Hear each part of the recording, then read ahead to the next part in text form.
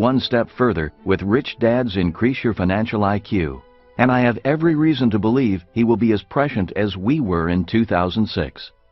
I would advise you to pay attention to what he has to say. Robert and I have shared concerns, and we have traveled similar paths as teachers and businessmen. Both of us had rich dads who helped to shape our lives, our spirits, and our many successes. We are both entrepreneurs and real estate investors, and we are successful because we had financial education. We know its importance and are serious when it comes to financial literacy.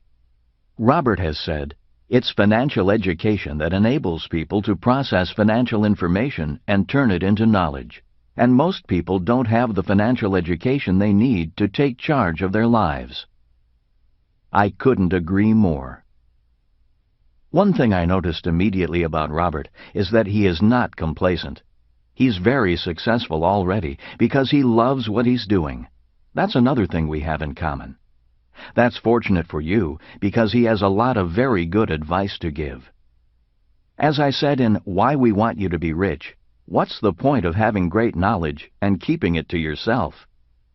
Robert answers that question with every book he writes, and you're lucky he's sharing it with you. One of the first steps to getting richer by getting smarter with your money is to take advantage of opportunities when they present themselves. Right now, you are holding a great opportunity. My advice to you is to listen to Rich Dad's Increase Your Financial IQ and to pay attention. You will be on the right path to financial freedom and on the right path to big success. By the way, don't forget to think big. We'll see you in the winner's circle. Author's note: money is not evil. One of the greatest failures of the educational system is the failure to provide financial education to students. Educators seem to think that money has some sort of taint to it, believing that the love of money is the root of all evil. As most of us know, it is not the love of money that is evil. It is the lack of money that causes evil. It is working at a job we hate that is evil. Working hard, yet not earning enough to provide for our families, is evil. For some, being deeply in debt is evil. Fighting with people you love over money is evil. Being greedy is evil. And committing criminal or immoral acts to get money is evil. Money by itself is not evil. Money is just money. The lack of financial education also causes people to do stupid things or be misled by stupid people. For example, in 1997, when I first published Rich Dad, Poor Dad and stated that your house is not an asset, your house is a liability, howls of protest went up. My book and I were severely criticized. Many self-proclaimed financial experts attacked me in the media. 10 years later, in 2007, as the credit markets crumbled and millions of people were in financial freefall, many losing their homes, some declaring bankruptcy, others owing more on their house than it was worth as real estate dropped in value, these individuals painfully found out that their homes are indeed liabilities, not assets. Today, many financial experts continue to recommend work hard, save money, get out of debt, live below your means, and invest in a well-diversified portfolio of mutual funds. The problem with this advice is that it is bad advice. The rules of money have changed. Today, there is a new capitalism. Saving money, getting out of debt, and diversifying worked in the era of old capitalism. Those who follow the work hard and save money mantra of old capitalism will struggle financially in the era of new capitalism. It is this author's opinion that the lack of financial education in our school systems is a shame. In today's world, financial education is absolutely essential for survival, regardless of whether we are rich or poor, smart or not smart. As most of us know, we now live in the information age. Without financial education, people cannot process information into useful knowledge. Without financial knowledge, people struggle financially. Without financial knowledge, people do things such as buy a house and think their home is an asset. or save money, not realizing that since 1971, their money is no longer money, but a currency. Or do not know the difference between good debt and bad debt, or why the rich earn more yet pay less in taxes, or why the richest investor in the world, Warren Buffett, does not diversify. Without financial knowledge, people look for someone to tell them what to do. And what most financial experts recommend is to save money, get out of debt, live below your means, and invest in a well-diversified portfolio of mutual funds. Like lemmings simply following their leader, they race for the cliff and leap into the ocean of financial uncertainty, hoping they can swim to the other side. This audiobook will not tell you what to do. This audiobook is not about financial advice. This audiobook is about your becoming financially smarter so you can process your own financial information and find your own path to financial nirvana. In sum, this audiobook is about becoming richer by becoming smarter. This audiobook is about increasing your financial IQ. Introduction. Does money make you rich? The answer is no. Money alone does not make you rich. We all know people who go to work every day but fail to become richer. Ironically, many only grow deeper in debt with each dollar they earn. A friend of mine is a golfing fanatic. He spends thousands of dollars a year on new clubs and every new golf gadget that comes to market. The problem is, he will not spend a dime on golf lessons. Hence, his golf game remains the same, even though he has the latest and greatest in golf equipment. If he invested his money in golf lessons and used last year's clubs, he might be a much better golfer. The same nutty phenomenon occurs in the game of money. Billions of people invest their hard-earned money in assets such as stocks and real estate, but invest almost nothing in information. Hence, their financial scores remain about the same. This audiobook is not a get-rich-quick book or a book about some magic formula. This audiobook is about increasing your financial intelligence, your financial IQ. It is about getting richer by getting smarter. It is about the 5 basic financial intelligences that are required to grow richer, regardless of what the economy, stock, or real estate markets are doing. This audiobook is also about the new rules of money, rules that changed in 1971. One of the reasons why so many people are struggling financially is because they continue to operate according to the old rules of money. Old rules such as work hard, save money, invest for the long term in a well-diversified portfolio of stocks, bonds, and mutual funds. This audiobook is about playing by the new rules of money, but to do so requires increasing your financial intelligence and your financial IQ. Many people believe that it takes money to make money. This is not true. Ultimately, it is not gold, stocks, real estate, hard work, or money that makes you rich. It is what you know about gold, stocks, real estate, hard work, and money that makes you rich. Ultimately, it is your financial intelligence, your financial IQ that makes you rich. Chapter 1. What is financial intelligence? My poor dad had money problems all his life.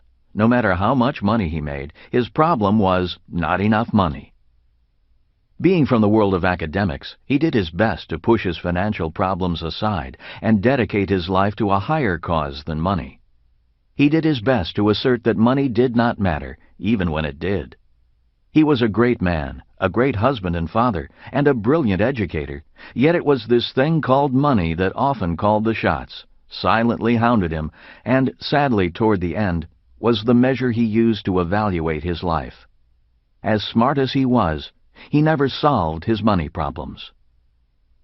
My rich dad, who began to teach me about money at the age of 9, also had money problems. He solved his money problems differently than my poor dad. He acknowledged that money did matter, and he strove to increase his financial intelligence at every chance. To him, that meant tackling his money problems head-on and learning from the process. My rich dad was not nearly as academically smart as my poor dad, But because he increased his financial intelligence, my rich dad's money problem was too much money. Having two dads, one rich and one poor, I learned that rich or poor, we all have money problems. The money problems of the poor are not having enough money, using credit to supplement money shortages, the rising cost of living, paying more in taxes the more they make, fear of emergencies, bad financial advice, not enough retirement money. The money problems of the rich are having too much money, needing to keep it safe and invested, not knowing whether people like them or their money, needing smarter financial advisors, raising spoiled kids, estate and inheritance planning, excessive government taxes. One of my favorite commercials is for a financial services company and starts with the rapper MC Hammer dancing with beautiful women, a Bentley and a Ferrari and an oversized mansion behind him. In the background, high-end specialty goods are being moved into the mansion. MC Hammer's one-hit wonder, "You Can't Touch This," is playing as all this is happening. Then the screen goes black and displays the words, 15 minutes later. The next scene is MC Hammer sitting on a curb in front of the same ridiculous mansion, his head in his hands, next to a sign that reads, "Foreclosed." The announcer says, "Life comes at you fast. We're here to help." The world is full of MC Hammers. We all have heard of lottery winners who win millions and then are deeply in debt a few years later, or the young professional athlete who lives in a mansion while he is playing and then lives under a bridge once his playing days are over, or the young rock star who is a multi-millionaire in his 20s and looking for a job in his 30s. Money alone does not solve your money problems. Hard work does not solve money problems. The world is filled with hard-working people who have no money to show for it, hard-working people who earn money yet grow deeper in debt, needing to work even harder for even more money. Education does not solve money problems. The world is filled with highly educated poor people. A job does not solve money problems. For many people, the letters JOB stand for just over broke. There are millions who earn just enough to survive but cannot afford to live. Many people with jobs cannot afford their own home, adequate health care, education, or even set aside enough money for retirement. What solves money problems? Financial intelligence solves money problems. Some examples of very common money problems are: I don't earn enough money. I'm deeply in debt. I have $10,000. What should I invest in? My child wants to go to college, but we don't have the money. I don't have enough money for retirement. I don't like my job, but I can't afford to quit. I'm retired and I'm running out of money. When I was a young boy, Rich Dad said to me, "Money problems make you smarter if you solve the problem. If you do not solve your money problem, that problem often grows into more problems." If you want to increase your financial intelligence, you need to be a problem solver. Rich Dad used the example of having a toothache to illustrate what he meant by a problem leading to other problems. He said, "Having a money problem is like having a toothache. If you do not handle the toothache makes you feel bad. If you feel bad, you may not do well at work because you are irritable.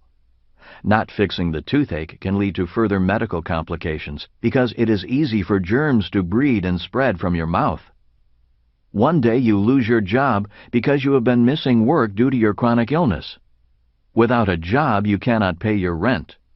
If you fail to solve the problem of rent money, you are on the street, homeless, in poor health, eating out of garbage cans, and you still have the toothache."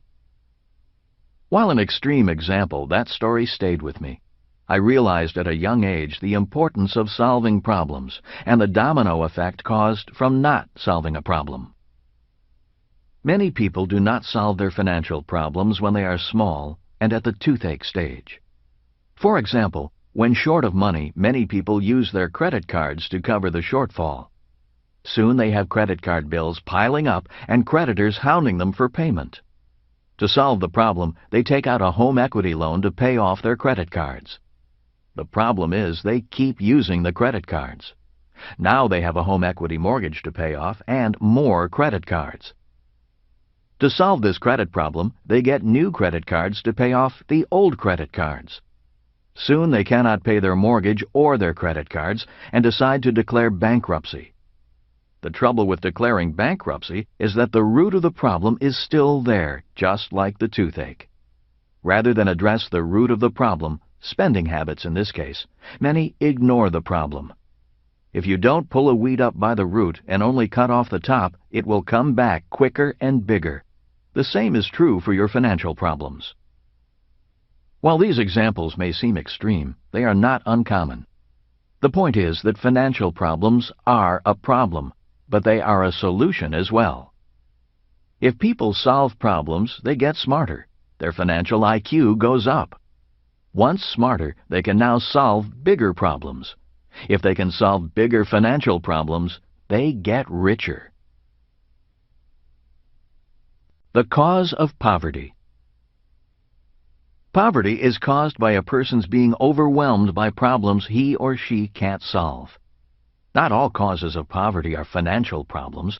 They can be problems like drug addiction, marrying the wrong person, living in a crime-ridden neighborhood, not having job skills, not having transportation to get to work, or not affording health care. Some of today's financial problems, such as excessive debt and low wages, are caused by circumstances beyond an individual's ability to solve, problems that have more to do with our government and a smoke and mirrors economy. For example, one of the causes of low wages is high-paying manufacturing jobs moving overseas. Today there are plenty of jobs, but they are in the service sector, not manufacturing. When I was a kid, General Motors was the nation's largest employer. Today, Walmart is the nation's biggest employer. We all know that Walmart isn't known for its high-paying jobs or its generous pensions. 50 years ago, it was possible for a person without much education to do well financially. Even if you had only a high school degree, a young person could get a relatively high-paying job manufacturing cars or steel. Today, it's manufacturing burgers. 50 years ago, the manufacturing companies provided health care and retirement benefits. Today, millions of workers are earning less, while at the same time needing more money to cover their own medical expenses and save enough for retirement. Every day these financial problems are not solved, they grow bigger, and they stem from a larger national problem that is beyond the power of the individual to change or solve. They stem from poor economic policies and cronyism. The rules of money have changed. In 1971, President Nixon took us off the gold standard. This was a poor economic policy that changed the rules of money. It is one of the biggest financial changes in the history of the world, yet few people are aware of this change and its effect on the world economy today. One of the reasons so many people are struggling financially today is because of Nixon's actions. In 1971, the U.S. dollar died because it was no longer money. It became a currency. There is a big difference between money and currency. The word currency comes from the word current, like an electrical or an ocean current. The word means movement. In overly simple terms, a currency needs to keep moving. If it stops moving, it rapidly loses value. If the loss of value is too great, people stop accepting it. If people stop accepting it, the value of the currency plummets to zero. Historically, all currencies eventually go to zero. Throughout history, governments have printed currencies. During the Revolutionary War, the U.S. government printed a currency known as the Continental. It was not long before this currency went to zero. After World War I, the German government printed a currency in hopes of paying its bills. Inflation exploded, and the German middle class had its savings wiped out. In 1933, frustrated and broke, the German people elected Adolf Hitler to power in the hopes he would solve their financial problems. Also in 1933, Franklin Roosevelt created Social Security to solve the money problems of the American people. Although very popular, Social Security and Medicare are about to erupt into massive financial problems. If the U.S. government prints more funny money, that is, currency, to solve these two massive financial problems, the value of the U.S. dollar will die faster, and the financial problem will get bigger.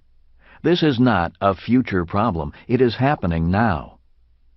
According to a recent report by Bloomberg, the U.S. dollar has lost 13.2% of its purchasing power since George W. Bush took office in January 2001.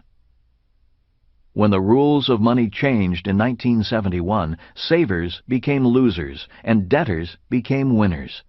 A new form of capitalism emerged. Today, when I hear people saying, "You need to save more money," or "save for retirement," I wonder if the person realizes that the rules of money have changed. Under the old rules of capitalism, it was financially smart to save money. But in the new capitalism, it's financial insanity to save a currency. It makes no sense to park your currency. A currency's purpose is to acquire assets that are either appreciating in value or producing cash flow. A currency must move quickly to acquire real assets with real value, because the currency itself is rapidly declining in value. Another change in the rules of money. Another change in the rules of money occurred in 1974. Prior to 1974, businesses took care of an employee's retirement. They guaranteed the retiree a paycheck for as long as the retiree lived. As you probably already know, that is not the case any longer. Pension plans that pay an employee for life are called defined benefit or DB pension plans. Today, very few companies offer these plans. They are simply too expensive. After 1974, a new type of pension plan emerged, the Defined Contribution (DC) plan. Today, such plans are known as 401ks, IRAs, KIOs, etc. Simply put, a DC plan has no guarantee of a paycheck for life. You only get back what you and your employer contribute, if you and your employer contribute anything. The newspaper USA Today found in a survey that the greatest fear in America today is not terrorism, but the fear of running out of money during retirement. And the fear is valid. The U.S. education system doesn't equip its citizens with the financial knowledge required to successfully invest for retirement. If schools teach anything about money, they teach kids to pick a few mutual funds and pay bills on time. Hardly enough financial education to handle the financial problems we face. Beyond that, most people don't realize that the rules of money have changed, and that if they are savers, they are losers. That the rules of money have changed, that those changes make you poorer, and that they are out of your control may seem unfair, and it is. The key to becoming rich is to recognize that the system is unfair, learn the rules, and use them to your advantage. How the poor handle money problems.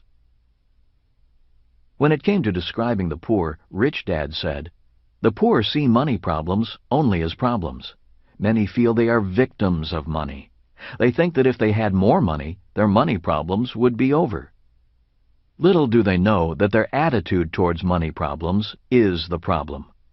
Their inability to solve or avoidance of them only prolongs their money problems and makes them bigger. Instead of becoming richer, they become poorer. Instead of increasing their financial IQ, the only thing the poor increase is their financial problems."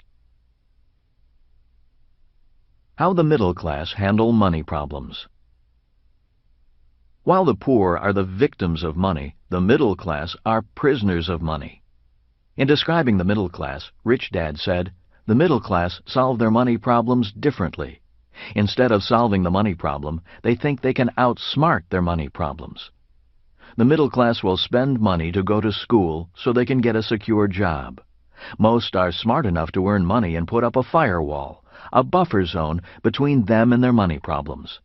They buy a house, climb the corporate ladder, and save for retirement by buying stocks, bonds, and mutual funds.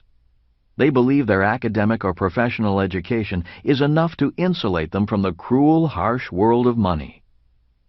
At the age of 50, said Rich Dad, many middle-aged people discover that they are a prisoner in their own office. Many are valued employees. They have experience. They earn enough money and have enough job security. Yet deep down they know they are trapped financially, and they lack the financial intelligence to escape from their office prison. They look forward to surviving 15 more years, when at age 65 they can retire and then begin to live. On a leaner budget, of course. How the rich handle money problems. When looking at financial intelligence, it becomes easy to see that there are 5 core intelligences an individual must develop to become rich. This audiobook is about those 5 financial intelligences. This audiobook is also about integrity. When most people think of the word integrity, they think of it as an ethical concept. That is not what I mean when I use the word. Integrity is wholeness. According to Webster's, it is the quality or state of being complete or undivided. A person who has mastered the 5 financial intelligences in this audiobook has achieved financial integrity. When the rich have money problems, they use their financial integrity, developed through many years of facing and solving problems, to solve those problems. If the rich don't know the answer to their money problems, they don't walk away and throw in the towel. They seek out experts who can help them solve their problems. In the process, they become financially more intelligent and are that much more equipped to solve the next problem when it comes around. The rich don't quit, they learn, and by learning, they grow richer. In the following chapters, I will go into the 5 financial intelligences people need to develop if they want to increase their financial IQ. Personally, my days are dedicated to increasing the 5 financial intelligences. For me, my financial education never stops. At the start, my process to increase my financial IQ was difficult and clumsy, just like my golf game. There was a lot of failure, a lot of money lost, a lot of frustration, and a lot of personal doubt. At first, my classmates made more money than me. Today, I make much more money than most of my classmates. While I do enjoy the money, I work primarily for the challenge. I love learning. I work because I love the game of money, and I want to be the best I can be at my game. I could have retired a long time ago, but what would I do if I retired? Play golf? Golf is not my game. Golf is what I do for fun. Business, investing, and making money is my game. I love my game. I am passionate about the game. So if I retired, I would lose my passion. And what is life without passion? Do I think everyone should play this game of money? My answer is, like it or not, everyone is already playing the game of money. Rich or poor, we are all involved in the game of money. The difference is some people play harder, know the rules, and use them to their advantage more than others. Some people are more dedicated, more passionate, more committed to learning and to winning. When it comes to the game of money, most people are playing, if they know they are playing at all, not to lose, rather than playing to win. Since we are all involved in the game of money anyway, better questions may be, are you a student of the game of money? Are you dedicated to winning the game? Are you passionate about learning? Are you willing to be the best you can be? Do you want to be as rich as you can be? If you are, then continue on. This audiobook is for you. They are making more money, protecting your money, budgeting your money, leveraging your money, improving your financial information. Financial intelligence versus financial IQ. Most of us know that a person with a mental IQ of 130 is supposedly smarter than a person with an IQ of 95. The same parallels can be drawn with financial IQ. You can be the equivalent of a genius when it comes to academic intelligence, but the equivalent of a moron when it comes to financial intelligence. Often I am asked, what is the difference between financial intelligence and financial IQ? My reply is, Financial intelligence is that part of our mental intelligence we use to solve our financial problems. Financial IQ is the measurement of that intelligence. It is how we quantify our financial intelligence. For example, if I earn $100,000 and pay 20% in taxes, I have a higher financial IQ than someone who earns $100,000 and pays 50% in taxes. Financial IQ number 1. Making more money. Most of us have enough financial intelligence to make money. The more money you make, the higher your financial IQ number 1.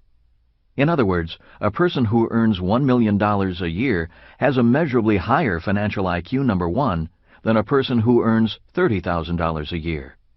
And if two people each make $1 million a year and one pays less in taxes than the other, that person has a higher financial IQ. Financial IQ number 2. Protecting your money. A simple truth is that the world is out to take your money. But not all who take your money are crooks. One of the biggest financial predators of our money is taxes. If a person has a low financial IQ, he or she will pay more in taxes. An example of financial IQ is someone who pays 20% in taxes versus someone who pays 35% in taxes. The person who pays less in taxes has a measurably higher financial IQ. Financial IQ number 3. Budgeting your money. Budgeting your money requires a lot of financial intelligence. Many people earn a lot of money but fail to keep much money simply because they budget poorly. For example, a person who earns and spends $70,000 a year has a lower financial IQ than a person who earns $30,000 and is able to live well on $25,000 and invest $5,000. Being able to live well and still invest, no matter how much you make, requires a high level of financial intelligence. Having a surplus is something you have to actively budget for. Financial IQ number 4. Leveraging your money. After a person budgets a surplus, the next financial challenge is to leverage their surplus of money. While savings and a diversified mutual fund portfolio are a form of leverage, there are better ways to leverage your money. If a person is truthful, he or she has to admit it doesn't require much financial intelligence to save money and invest in mutual funds. You can train a monkey to save money and invest in mutual funds. That is why the returns on those investment vehicles are historically low. Financial IQ number 4 is measured in return on investment. For example, a person who earns 50% on his or her money has a higher financial IQ than someone who earns 5%. One more point. Many people think that higher returns on investment require higher degrees of risk. That is not true.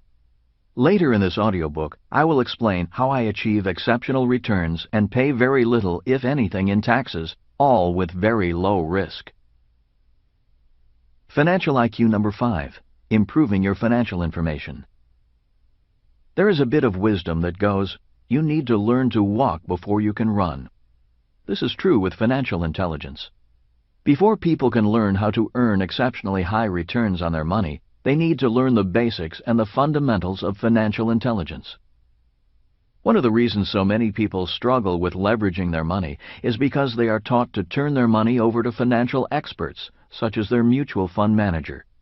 The problem with turning your money over to financial experts is that you fail to learn, fail to increase your financial intelligence, and fail to become your own financial expert.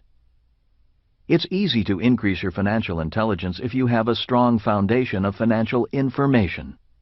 But if your financial IQ is weak, then new financial information can be confusing and have seemingly little value. One of the benefits of being dedicated to your financial education is that over time you will be better able to grasp more sophisticated financial information, just as mathematicians are able to do complex equations after years of practicing math problems. Personally, I do pretty well when it comes to financial information. After years of study, I can sit in a room and understand most financial concepts. Yet when it comes to technology, I'm a dinosaur. I can barely use a cell phone or turn on a computer. My job in this audiobook is to make financial information as simple as possible. My promise to you is that I write only about things I have done or am currently doing. As you know, there are many teachers and authors who tell you what you should be doing, but don't do what they are advising. Many financial experts do not really know if what they talk or write about actually works. This does not mean I recommend you do exactly what I do, nor does it mean what I do will work for you. I simply want to share with you my experiences, a journey of solving financial problems that continues today.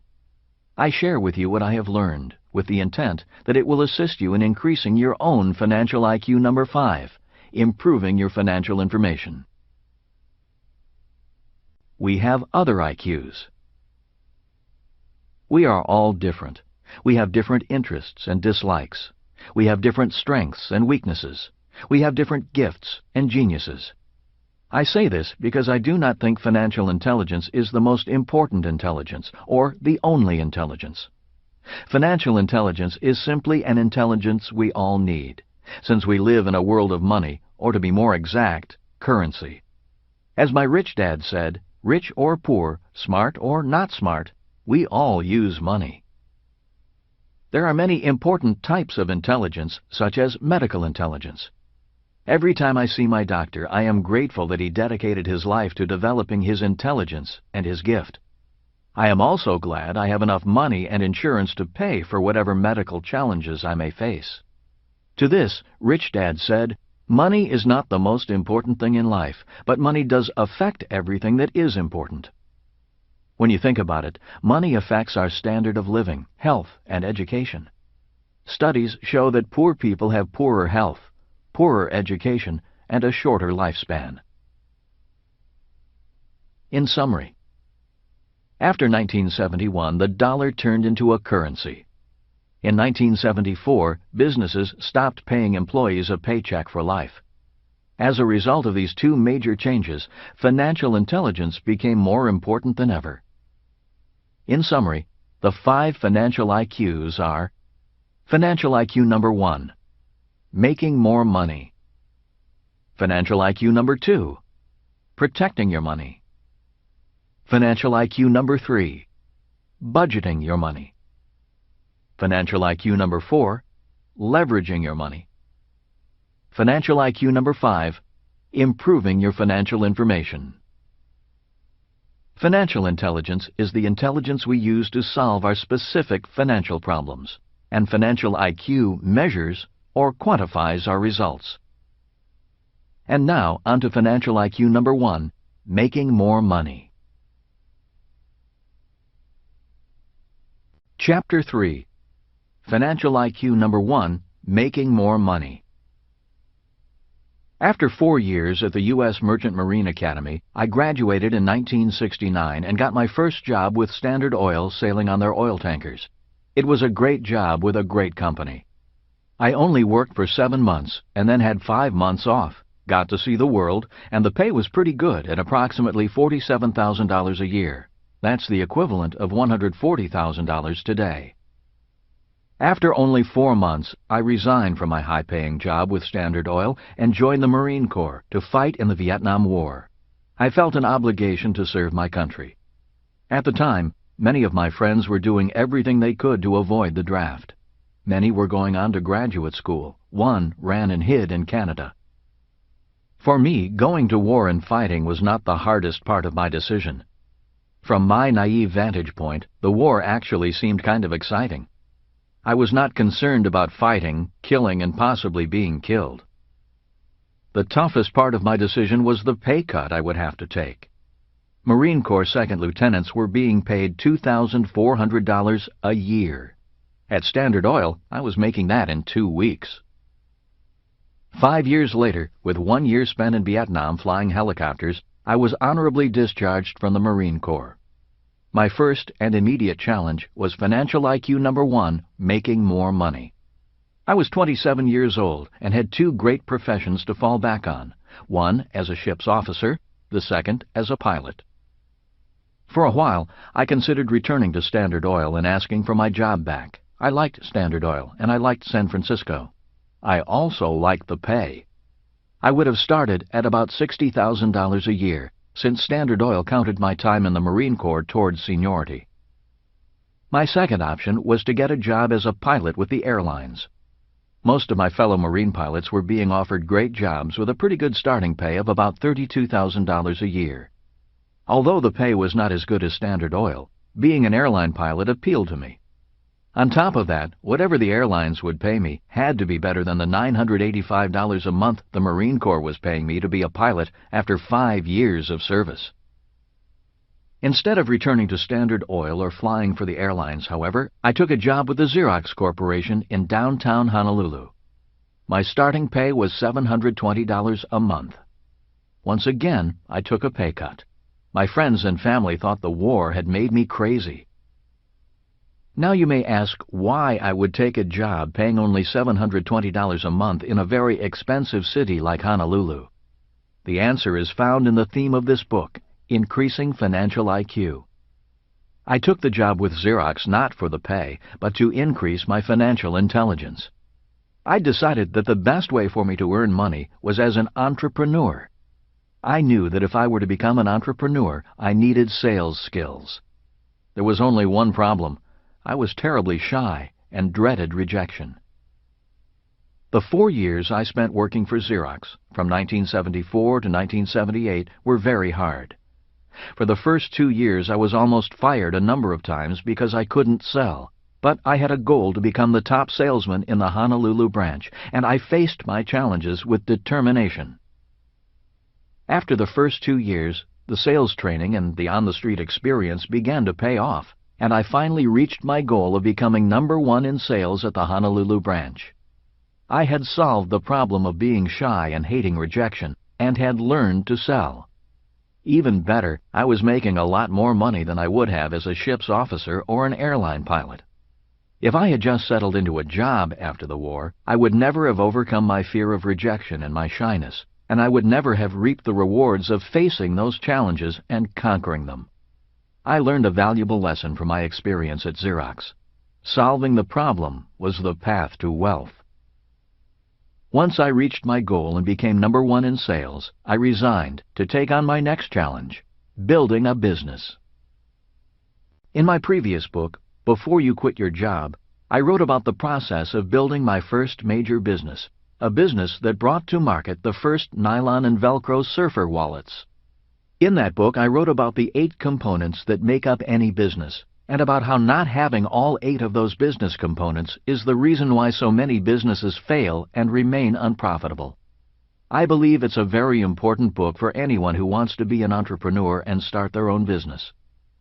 In the book, I wrote about how my business went to extreme success in about a year, making me a millionaire, and then failed suddenly.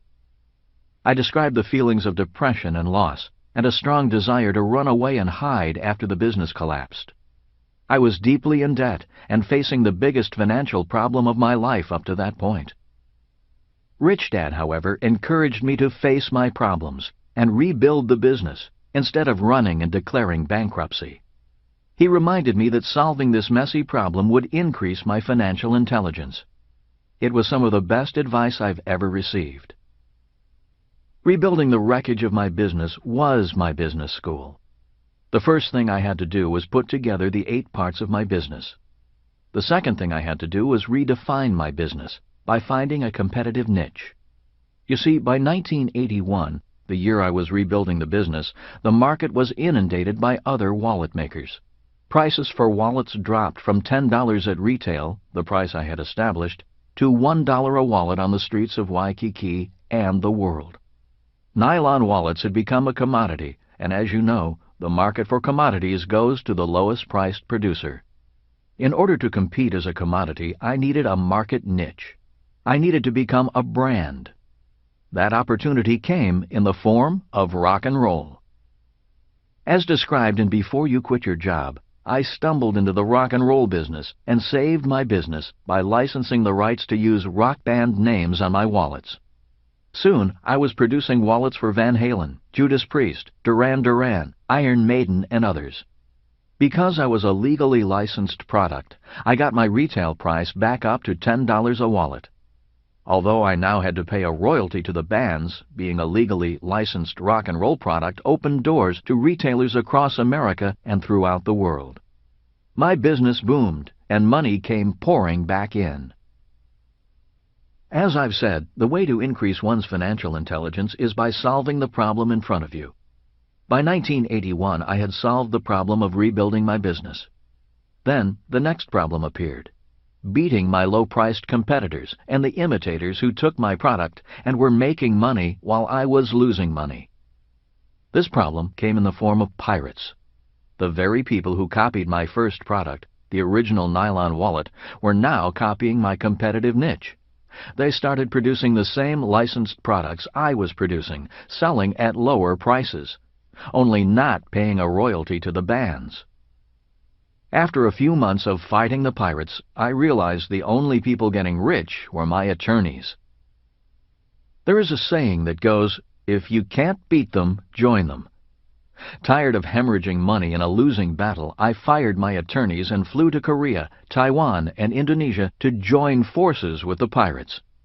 Instead of fighting them in court, which was costing me much more money than I was making, I licensed my competitors to produce my wallets for me. My production costs dropped, my legal fees went down, and I had better factories behind me. I could now do what I did best: sell. Business boomed again. Soon our products were in department stores and at rock concerts. In 1982, a new television channel hit the airwaves: MTV. Our business went through the roof, and once again, money poured in. In January of 1984, I sold my share of the rock and roll nylon wallet business to my two partners. Kim and I left Hawaii and moved to California to start our business education company. I had no idea there would be such a difference between selling a product and selling education. 1985 was the worst year of our lives. Our savings ran out, and soon the problem of not enough money was a major one. I'd been broke before, but Kim hadn't. That she stayed with me is a testament to her character, not my good looks. Yet we worked together and built an international business teaching entrepreneurship and investing with offices in the U.S., Australia, New Zealand, Singapore, and Canada. In 1994, Kim and I sold the business and retired with enough passive income from our real estate investments to support us for the rest of our lives. But we got bored. After our brief retirement, Kim and I produced our board game Cash Flow in 1996, and Rich Dad Poor Dad was released as a self-published book in 1997. In mid-2000, Oprah Winfrey had me on her program for an hour, and the rest is history. Today, the Rich Dad Company is an international business. Much of the success is due to lessons learned from the failures and successes of my previous businesses. If I hadn't learned from solving my problems, I would never have made it this far. If I had thrown in the towel and let circumstances overwhelm me, you wouldn't be listening to this audiobook right now. Every goal has a process. As we all know, every worthwhile goal has a process and takes work. For example, to become a medical doctor, there is a rigorous process of education and training. Many people dream of becoming a doctor, but the process gets in their way. One of the reasons people lack financial IQ number 1, making more money, is because they want the money, but not the process. What many people do not realize is that it's the process that makes them rich, not the money. One of the reasons lottery winners or kids who inherit family wealth are soon broke is because they received the money, but did not have to go through the process. Many other people fail to become rich because they value a steady paycheck more than the learning process of becoming financially smarter and richer. They are held back by the fear of being poor. It is this very fear that keeps them from taking the chances and solving the problems required to become rich. At this point, it's important to point out that financial intelligence is also emotional intelligence. Warren Buffett, the world's richest investor, says, "If you cannot control your emotions, you cannot control your money." The same is true for your process. One of the toughest parts of my process was not quitting when I was depressed, not losing my temper when I was frustrated, and to continue to study when I wanted to run. Another reason many people fail in their process is they cannot live without instant gratification. The main reason I mentioned the low pay I received at the start of my life was to illustrate the importance of delayed gratification. Many will sacrifice a richer tomorrow for a few bucks today. I did not make much money in my 20s and 30s, but I make millions today. One of the reasons people do not increase financial IQ number 1 and increase their income is because they stick with what they know. Instead of taking on a new challenge and learning, they play it safe. Now, this doesn't mean you should do stupid and risky things. There are many things we could do but choose not to. My point is that I chose my next challenge carefully, not haphazardly. I asked myself, what will my life be like if I take on this challenge and succeed? It's the same question I ask you to ask yourself. Helen Keller, the subject of the great movie The Miracle Worker, once said, "Life is a daring adventure, or nothing." I agree. In my opinion, one way to increase your financial intelligence, number 1, is to look at life as a learning adventure. For too many people, life is about playing it safe, doing the right things, and choosing job security over life. Your life does not have to be risky or dangerous. Life is about learning, and learning is about adventure. That is why I didn't go back to sailing ships or flying planes, even though I loved both professions. It was time for a new adventure. Intelligence is not about memorizing old answers and avoiding mistakes, behavior our school system defines as intelligent. True intelligence is about learning to solve problems in order to qualify to solve bigger problems. True intelligence is about the joy of learning rather than the fear of failing. One of the reasons I make more money than my classmates who sailed ships or flew planes is because they worked for paychecks. I, on the other hand, wanted to build assets as an entrepreneur and acquire assets as an investor. In other words, if you look at the 4 types of people in the cash flow quadrant, employees and self-employed workers focus on the income column of their financial statement, and big business owners and investors focus on the asset column. One of the hardest things to get across to an employee or the self-employed worker is that a big business owner or investor doesn't work for money. A big business owner or investor technically works for free. Employees and the self-employed work to be paid, and they must be paid before they work. Working for free, possibly for years, is not in their emotional or professional makeup. As a general rule, they do not work to build or acquire assets. In accounting terms, an employee or self-employed works for earned income, and a big business or investor works for passive or portfolio income. In the next chapter on Financial IQ number 2, Protecting Your Money, you will find out why the kind of income a person works for makes a big financial difference. Earned income is the hardest income to protect from financial predators. That is why working for earned income is not the financially smartest thing to do. Many self-employed people do not own a business. They own a job. If self-employed people stop working, their income also stops or declines. By definition, a job is not an asset. Assets put money in your pocket, whether you work or not. Why the rich get richer. One of the reasons the poor and middle class struggle is that they work for money and a steady paycheck. The problem with that is you have to work harder, longer, or charge more to make more money.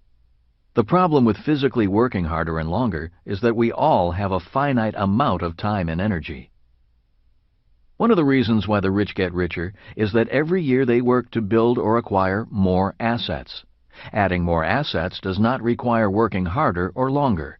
In fact, the higher a person's financial IQ, the less he or she works, while acquiring more and better quality assets. You see, assets work for the rich by producing passive income. Every year, Kim and I set goals as to how many new assets we want. We do not set goals to make more money. When Kim first started investing in real estate in 1989, she had a goal of 20 residential properties in 10 years. At the time, it seemed like a major task. She started with a 2-bedroom, 1-bath house in Portland, Oregon. 18 months, not 10 years later, she blew past her goal of 20 properties. After she reached her goal, she sold the units, taking capital gains of over $1 million, and upgraded for bigger and better units in Phoenix, Arizona, tax-free. In 2007, her personal goal is to add an additional 500 rental units to her portfolio. She already has over 1,000 units paying her passive income, the least taxed income every month. She makes more money than most men, and she has accomplished all of this as an entrepreneur in the investor quadrant. My focus is to increase my cash flow from business assets and commodities. I invest heavily in oil, gold, and silver companies. As an educational entrepreneur, each time I write a book, I receive income for years in the form of royalties from approximately 50 publishers in different parts of the world. I do not write about this to brag. In fact, I hesitate to disclose our wealth and how we made it. There are people who resent those who make a lot of money. As you will find out in the next chapter on financial predators, it's dangerous to let people know you are rich. One big reason why I risk disclosing what we do and make is because Kim and I are committed to your financial education and increasing your financial IQ. A massive problem with financial education is that most of the people selling or sharing financial education come from the employee and self-employed quadrants. Most are not really rich. Many are journalists who write about money but have little money themselves. Many of these financial experts have retirement plans filled with stocks, bonds, and mutual funds. Many are counting on the stock market for financial survival and will be wiped out if there is a massive market crash during their retirement. Many will struggle if the U.S. dollar continues to decline in purchasing power and inflation takes off. In short, many financial experts handing out financial advice do not know if their retirement plans will work. If they did, many would have retired. Kim and I know our retirement plan works. We know because passive income pours in every month from our assets. We are not putting money in savings, bonds, or mutual funds for the future. If we are wiped out, which is always possible, our real asset will be our financial IQ. We can rebuild again because we focused more on learning rather than earning. We learned to manage our own money rather than turn our money over to a so-called financial expert. People will pay money for you to solve their problems. For example, I will pay money to my doctor to keep me healthy. I pay money to my housekeeper to keep my house tidy. I pay the person who runs a local restaurant for providing great food and a great dining experience. I put money in the offering plate at church to support my spiritual guidance and education. Kim makes a lot of money because she solves a big problem, the problem of quality housing at an affordable price. The more she works to solve that problem, the more money she makes. I work hard to solve the problem of the need for financial education. Simply put, there are trillions of ways to make more money because there are trillions, if not infinite, problems to solve. The question is, which problems do you want to solve? The more problems you solve, the richer you will become. Chapter 4. Financial IQ number 2, Protecting Your Money. Protecting your money from financial predators is important. As most of us know, the world is filled with people waiting for the opportunity to help themselves to your money. Many of these people are very smart and powerful. If they are smarter than you or have more power than you, they will get your money. This is why financial IQ number 2 is so important. How do you measure financial IQ number 2? Financial IQ number 2 is measured in percentages. Here's what I mean. The following are 3 examples of 3 different percentages. Number 1. In America, a person who earns $100,000 a year from wages may pay as much as 50% in combined taxes, such as federal, state, and FICA. This person's net after-tax income is $50,000. Number 2. Another person earns $100,000 income from their investments and pays 15% in taxes. This person's net after-tax income is $85,000. Number 3. A third person earns $100,000 income and pays 0% in taxes. This person's net after-tax income is $100,000. In the examples above, the person who pays the least percentage in taxes has the highest financial IQ number 2, protecting your money, because less money is lost to financial predators. In later chapters, I will go into how to earn a lot of money and pay nothing in taxes legally. But for now, keep this simple idea in mind. Financial IQ number 2 measures the percentage of income a person keeps against the percentage of income financial predators take. Bunnies, birds, and bugs.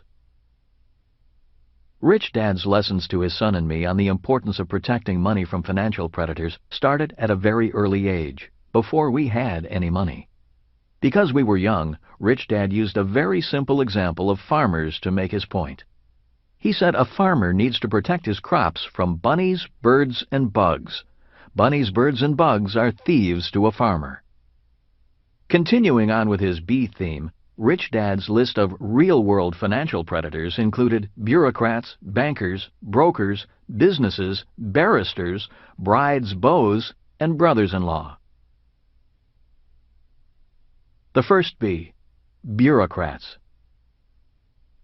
As we all know, taxes are our single largest expense. The job of the tax department is to get your money and to turn it over to a government bureaucrat who spends it. This is one reason why financial IQ number 2 is so important. You cannot become rich if all the money you make is taken from you by financial predators. Taxes are important. Before going on, I need to say that I am not against the government or paying taxes. Rich Dad said, taxes are an expense for living in a civilized society. He pointed out to his son and me that taxes pay for schools and teachers, fire and police protection, court systems, the military, roads, airports, and the general operation of the business of government. Rich Dad's frustration with taxes was that bureaucrats very rarely solved the problems they faced, which meant taxes had to keep going up. Realizing that we will only pay more in taxes, Rich Dad's philosophy was, a bureaucrat's job is to get their hands deeper in your pockets legally, and your job is to have them take as little as possible legally. Which political party is better? Just so you know, I am not Republican or Democrat, conservative or liberal, socialist or capitalist. When asked, I simply reply that I am all of the above. For example, as a capitalist, I want to make a lot of money and pay as little in taxes as possible. As a socialist, I make tax-deductible donations to charities and worthy causes, and I want my taxes to provide for a better society and care for those who truly cannot care for themselves. Many people believe that Republicans are better than Democrats when it comes to money. The facts do not support their belief. Republicans say Democrats tax and spend. Republicans, on the other hand, borrow and spend. The net result, regardless of party, is increasing long-term national debt, a debt that will be passed on to future generations in the form of higher taxes. In 1980, Republican President Reagan gave us supply-side economics, that is, voodoo economics. The new economic theories promoted by the great communicator Reagan, an actor, not an economist, were the illusion that we could cut taxes and continue to pay the government's bills by borrowing money. This is the same as taking a cut in pay and using credit cards to pay bills. When Thomas Gale Moore, then a member of President Reagan's Council of Economic Advisers, noticed that the United States was crossing the creditor-debtor threshold in the mid-1980s, he said not to worry, we can pay off anybody by running a press. Because of the 1971 change in our money and Reagan's supply-side economics, the national debt of the U.S. exploded. By the end of Reagan's reign, the federal debt was $2.6 trillion. President Reagan's vice president, the first George Bush, realizing the national debt was exploding due to the loss of revenue from Reagan's tax cuts, ran for president promising, "Read my lips, no new taxes." After he was elected, he raised taxes and was not re-elected. Then President Clinton, a Democrat, entered office. After having a little trouble with his zipper, he left office claiming to have balanced the budget and not increased the national debt. Of course, just as he lied about his sex life, he lied about balancing the budget. He balanced the budget by counting tax dollars for Social Security and Medicare as income. Instead of the money going into the Social Security Trust Fund, he spent it. Clinton, however, did speak one truth during his term of office. He admitted that there was no such thing as a Social Security Trust Fund. During his presidency, Medicare began to operate in the red, meaning more money was going out than coming in. Soon, Social Security will be in the same predicament as 78 million baby boomers begin to retire in 2008. Enter the second President Bush. Uniting the world after 9/11, he then used his popularity to wage war against Iraq on unsubstantiated claims. Today, he is one of the most unpopular presidents in history.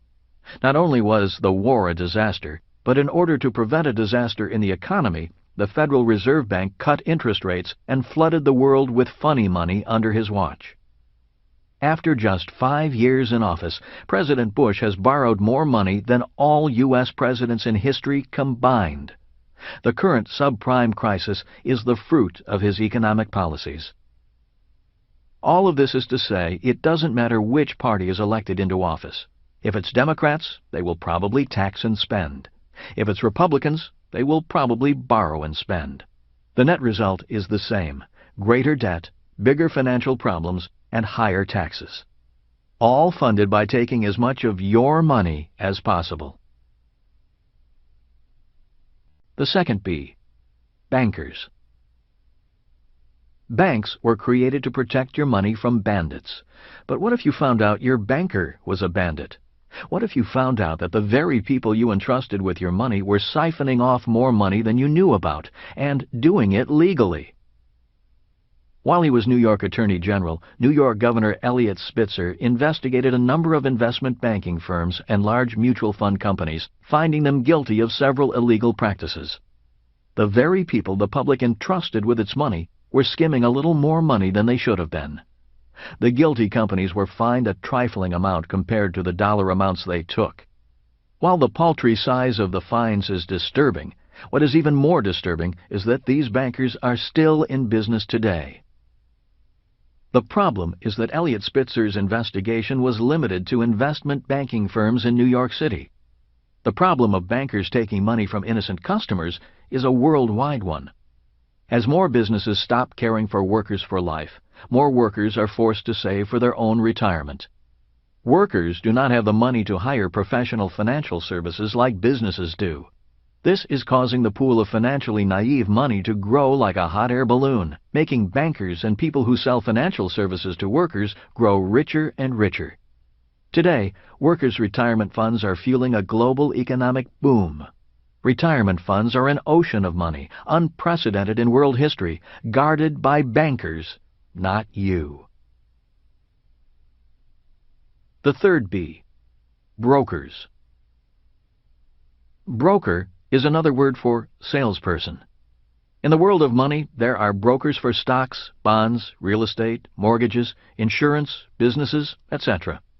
One of the problems today is that most people are getting their financial advice from salespeople, not rich people. If you meet a rich broker, you need to ask if the broker got rich from his or her sales ability or financial ability. As you know, there are good brokers and bad brokers. Simply put, good brokers make you richer, and bad brokers make excuses. The following is an abbreviated list of things that helped us find and keep good brokers. We look for brokers who were also students of their profession. We want to know if they invest in what they sell. After all, why should you invest in what they're selling if the broker doesn't have the confidence to invest in the same stocks? We wanted a relationship, not a transaction. Many brokers only want to sell. The fourth B, businesses.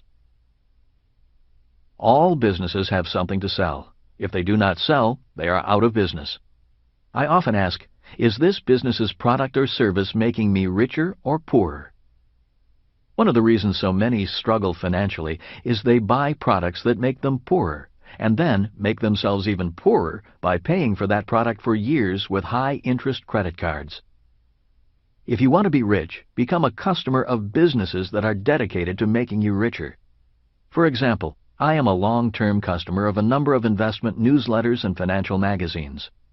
I am also a customer of businesses that sell educational products and seminars. In other words, I am a good customer to some of my competitors. I like spending money on products or services that make me richer. The fifth B, brides and beaux. We all know that some people marry for money. Both men and women marry for money rather than love. Like it or not, money plays an important role in any marriage. Rich Dad called people who marry for money love predators. The more money you have, the more they love you. In his much-publicized divorce, Paul McCartney may have to give up 50% of his estimated $1 billion estate. That is a lot of money. This shows that McCartney has earned a lot of money as a musical genius, but his lack of financial IQ number 2 is costing him a lot of money that a little premarital planning might have saved him. The sixth B, brothers-in-law. Death is the final exit. It is another time when predators appear, or I should say vultures. If you are rich, not having a financial IQ can be expensive for your loved ones. Your brother-in-law's grandchildren, children you've never met, suddenly become family and come to cry at your funeral. If you have a high financial IQ, the percentage of your money these grieving relatives receive will be controlled by you even after you have moved on. Those with a high financial IQ have wills, trusts, and other legal means of protecting their wealth and final wishes from death predators. The seventh B, barristers. You may remember the person who sued McDonald's claiming the coffee was too hot. That is an example of a financial predator using the court system to get your money. Millions of people are waiting for any excuse to use a lawsuit to get rich. This is why the seventh B is for barristers or lawyers. There are lawyers whose sole purpose in life is to take you to court and take your money. Knowing these predators are lurking, there are 3 things a financially intelligent person must do. Keep nothing of value in your name. It was my poor dad who proudly said, "My house is in my name." Financially smart people would not have their houses in their names. Buy personal liability insurance immediately. Remember, you cannot buy insurance when you need it. You must buy it before you need it.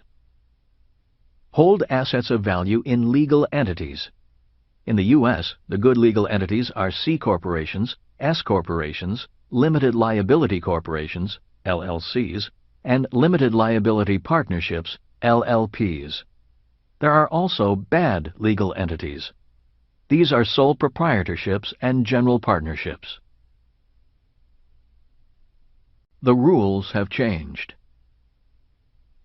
As you know, in 1974, workers needed to become investors saving for their retirement. This gave rise to the 401k. The problem with a 401k is that the government plugged this loophole for workers too. Let me explain. When a person works for money, his or her income is taxed as earned income, the most highly taxed income. When a worker withdraws money from his or her 401k plan, that income comes out as, you guessed it, earned income. Guess what interest from savings is taxed at? Once again, earned income. This means a person who works hard, saves money, gets out of debt, and saves for retirement in a 401k plan is working for the most highly taxed income, earned income. This is not financially intelligent. People following these rules demonstrate a low financial intelligence because they give away a large percentage of their income. A financially intelligent person does not want a big paycheck. A financially educated person would rather be paid royalties or dividends because taxes are lower on these types of income. A knowledgeable investor at least knows enough to invest for portfolio or passive income. Personally, I am not trying to change the system. My personal philosophy is that it is easier to change myself than to change the system. In other words, I am not a person who battles the winds that drive windmills. Hence, I am not politically inclined. I don't believe politics or politicians are effective against those who run the world of money. It seems that most politicians, in order to be elected, need to be pawns of the very people who control the world's money. Most financial advisors are employees of these world bankers. I simply want to know the rules and play by the rules. This does not mean I believe the rules are fair or equitable. They aren't. The rules of money are what they are, and they change regularly. Besides, this new world of money, even though unfair, has done a lot of good. It has brought tremendous wealth and new products to the world, raising the standards of living everywhere. Quality of life for billions of people is improving. Money has done a lot of good. Unfortunately, these changes have come at great expense to many countries, our environment, and many people. Many have become very rich taking advantage of the financially naive. Many have become rich by taking the wealth of others. This is why financial IQ number 2, protecting your money, is a very important financial intelligence. Ignorance is bliss, and that's what the financial predators are banking on, your ignorance making them blissfully rich. Chapter 5.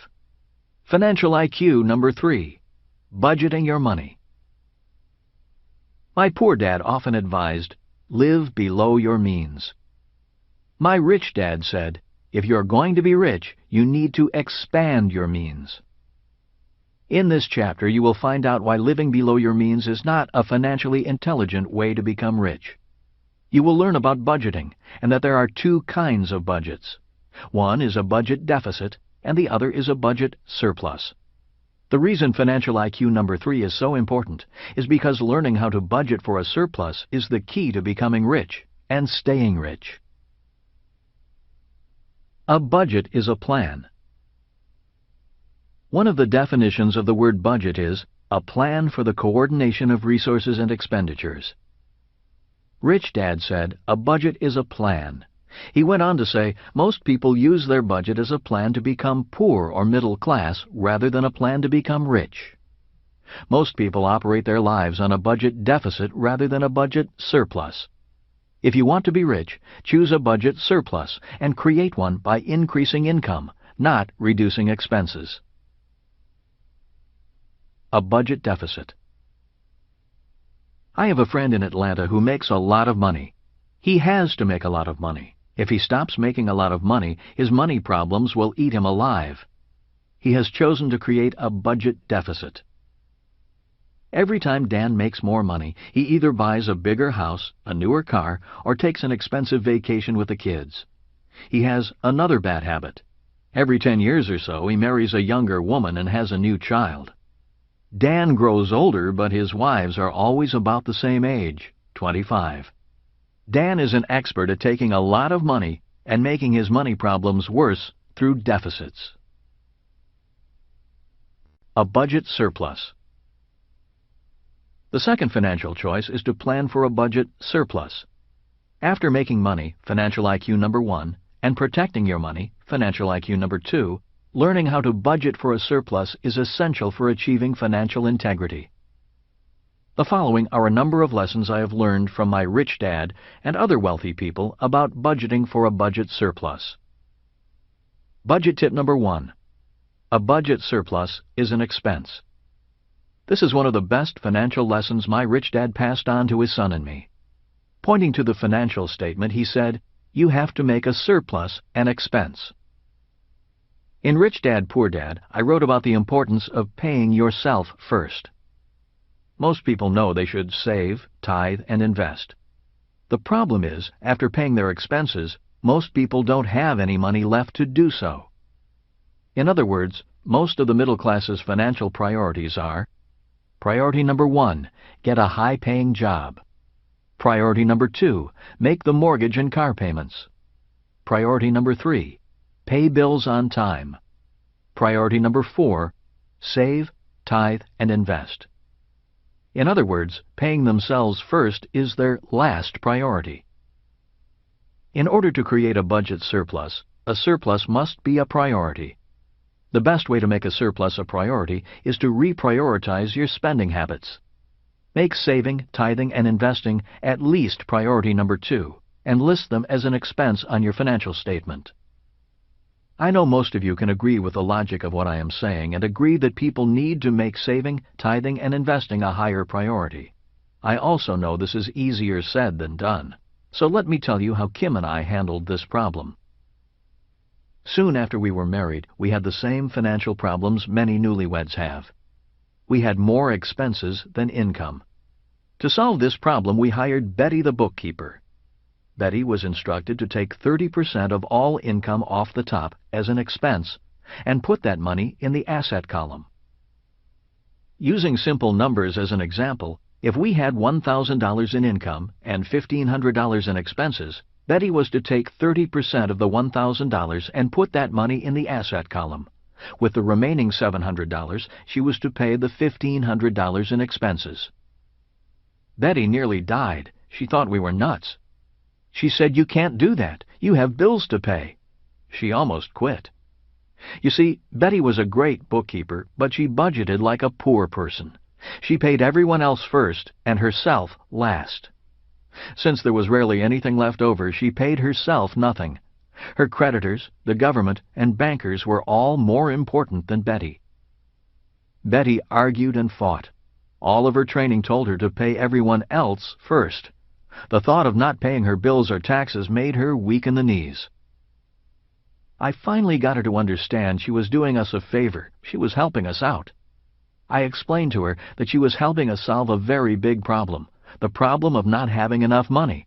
And as you know, solving problems make us smarter. When she understood she was actually creating income through expense, she was willing to go along with our plan to create a budget surplus. For every dollar of income, Betty would take 30 cents and put it in savings, tithing, and investing. With the 70 cents from every dollar left, she was to pay taxes, liabilities such as our mortgage and car payments, and then our bills, such as electricity, water, food, etc. Needless to say, for a long time we came up short every month. There were some months Kim and I came up as much as $4,000 short. We could have paid the $4,000 from our assets, but that was our money. The asset column belonged to us. Instead of panicking, Betty was instructed to sit down with us and let us know how short we were each month. After taking a deep breath, Kim and I would then say, "It's time to get back to financial IQ number 1, making more money." With that, Kim and I would hustle around doing whatever we could to make more money. Kim, with her marketing background, often called businesses and offered to consult with them on their marketing plans. She also took modeling jobs and sold a line of clothes. I offered to teach investment or sales and marketing classes. For a few months, I trained sales teams at a local real estate company. I even made money by helping a family move and by clearing some land for another family. In other words, we swallowed our pride and did whatever it took to make the extra money. Somehow we always made it, and somehow Betty stuck with us and assisted us with our problem, solution, and process, even though she worried more about us than we did. Unfortunately, Betty could help us, but was unwilling to help herself. Last we heard, she retired and moved in with her single daughter. They share expenses, using Betty's payments from Social Security to pay them. They do not have a budget surplus. In 1989, Kim purchased her first rental property. She put down $5,000 and made $25 in positive cash flow per month. Today, Kim controls a multi-million-dollar portfolio and over 1,000 rental units. If we had not made investing an expense and paid ourselves first, we might still be paying everyone else first. God is our partner. As far as tithing goes, we continue to donate a large percentage to charitable organizations. It's important to give. As my very religious friend says, God does not need to receive, but humans need to give. Also, the reason we give is because tithing is our way of paying our partner, God. God is the best business partner I've ever had. He asks for 10% and lets me keep the other 90%. You know what happens if you stop paying your partners? They stop working with you. That is why we tithe. Budget tip number 2. The expense column is the crystal ball. If you ever want to predict a person's future, just look at the person's discretionary monthly expenses. Rich Dad said, "You can tell a person's future by looking at what they spend their time and money on." He also said, time and money are very important assets. Spend them wisely. Budget tip number 3. My assets pay for my liabilities. My poor dad believed in buying cheap. He thought being frugal was smart budgeting. We lived in an average house in an average neighborhood. My rich dad loved luxury. He lived in an affluent neighborhood and lived an abundant lifestyle. He did not like being cheap, although he was still careful with his money. If my poor dad wanted a luxury item, he simply denied himself the luxury of owning. He said, "We can't afford it." If my rich dad wanted a luxury item, he simply said, "How can I afford it?" And the way he afforded it was to create an asset in the asset column, an asset that paid for the liability. In other words, he acquired assets by paying himself first. With the cash flow from the assets, he then purchased his luxury liabilities. If he wanted big luxuries, he first created big assets. What many people do is buy big luxuries first and never have enough money to purchase assets. Again, it's a matter of priorities. The Bentley account. 2 years ago, I wanted a new car, a Bentley convertible. The price? $200,000. I had the money in my asset column. I could have purchased the car for cash. The problem with buying a $200,000 Bentley with cash is that the car is worth only $125,000 the moment I drive it off the lot. That is not a smart use of my cash. Instead of spending my cash, I called my stockbroker Tom and authorized him to convert some of my gold and silver shares into $200,000 cash. His job was to take the $200,000 and turn it into $450,000. The project was named the Bentley account. It took Tom about 8 months, but he finally called and said, "You can buy your Bentley." I then wrote a check and paid for the Bentley with the cash that had been created by my assets. The reason I needed the account traded up to $450,000 is because the extra $50,000 was to offset the taxes on the capital gains and the commission that Tom made.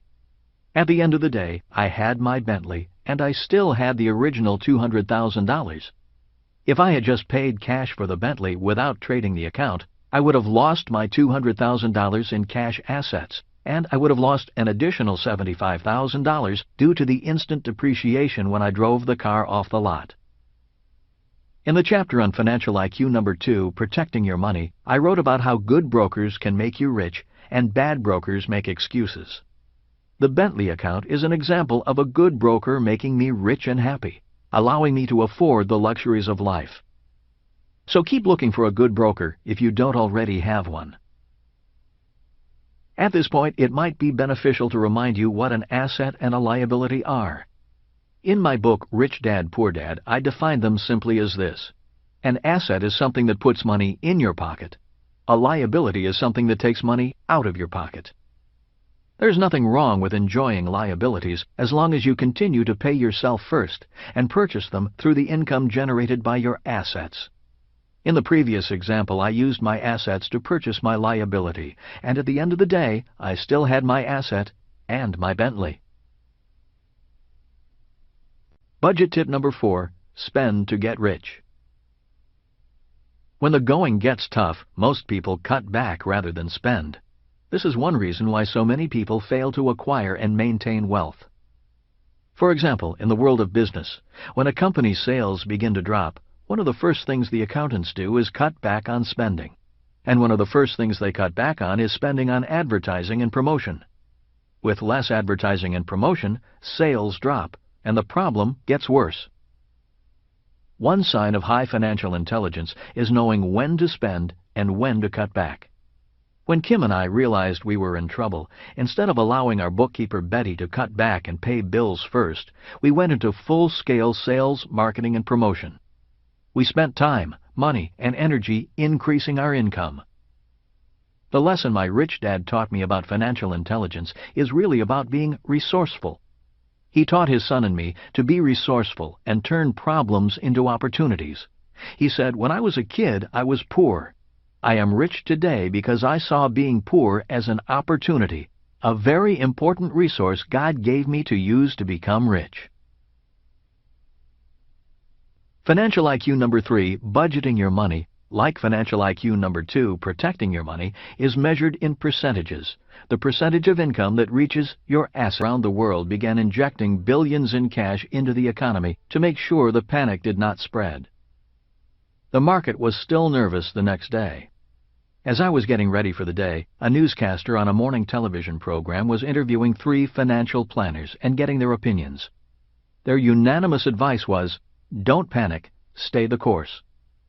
When asked for further advice, all 3 said, "Save money, get out of debt, and invest for the long term in a well-diversified portfolio of mutual funds."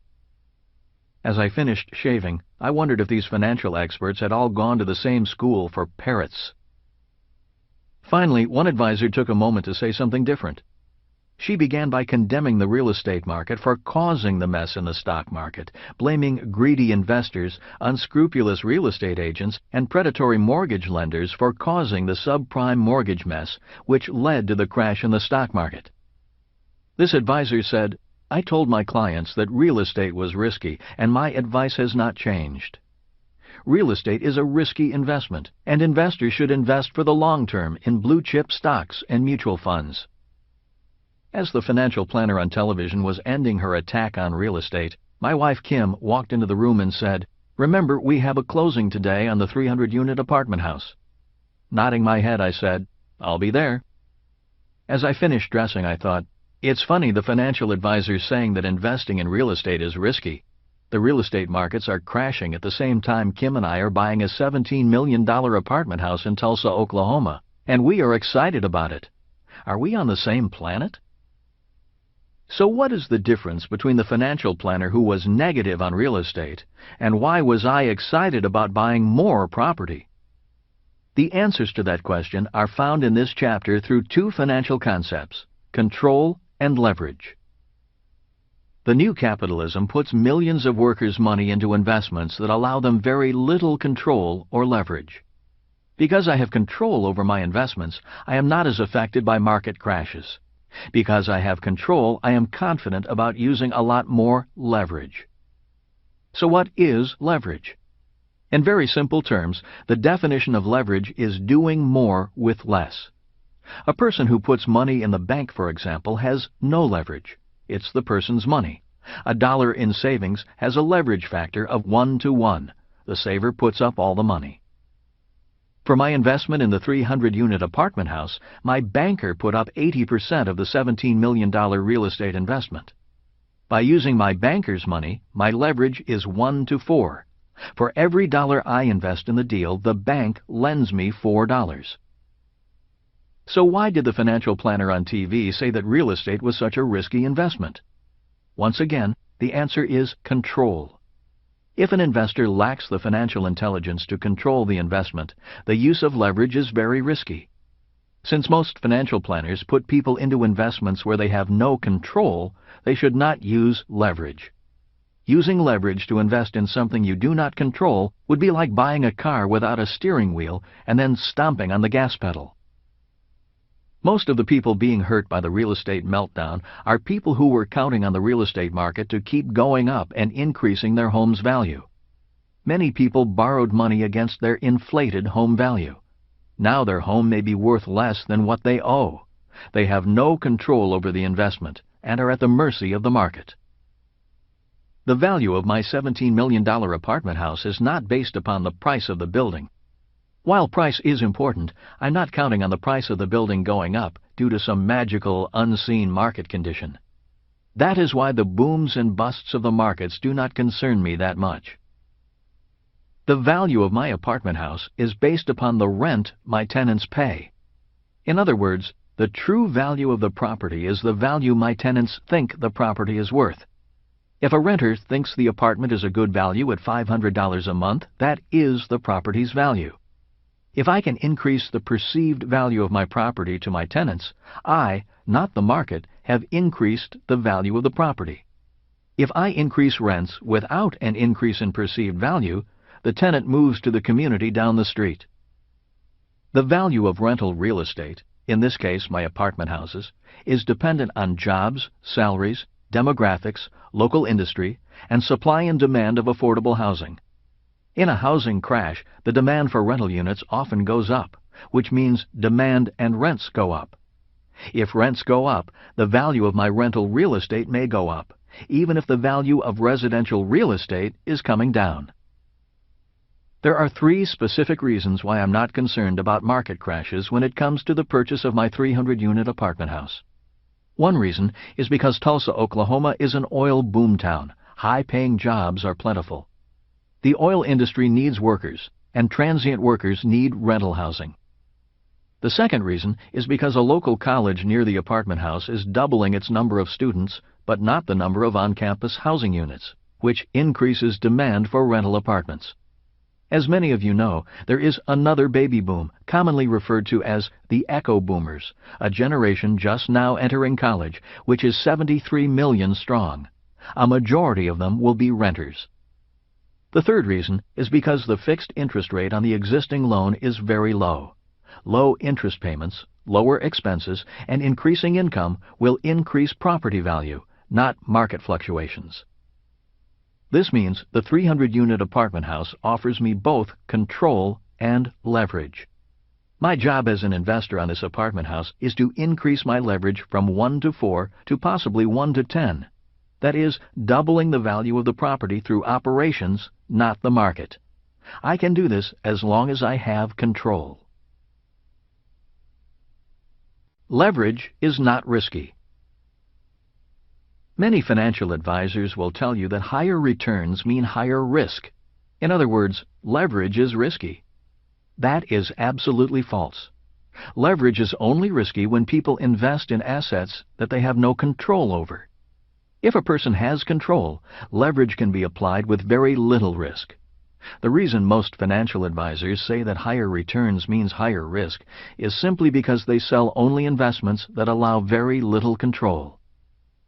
As mentioned above, my $17 million apartment house in Tulsa is a good investment to use leverage with because I have control over the operations, and the operations, that is, income collected through rents, determine the value of the investment.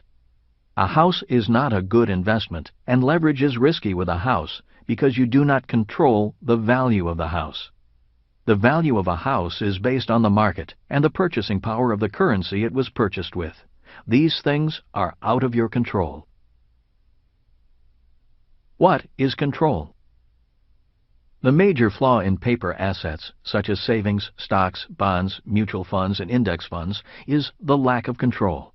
And because you have no control, it is difficult and risky to apply leverage. Because these paper assets offer very little control, it is difficult to get a bank to lend you any money to invest in these assets.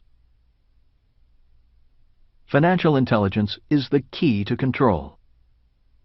Financial intelligence is the key to control. Financial intelligence increases control, and financial IQ measures the financial returns of financial intelligence.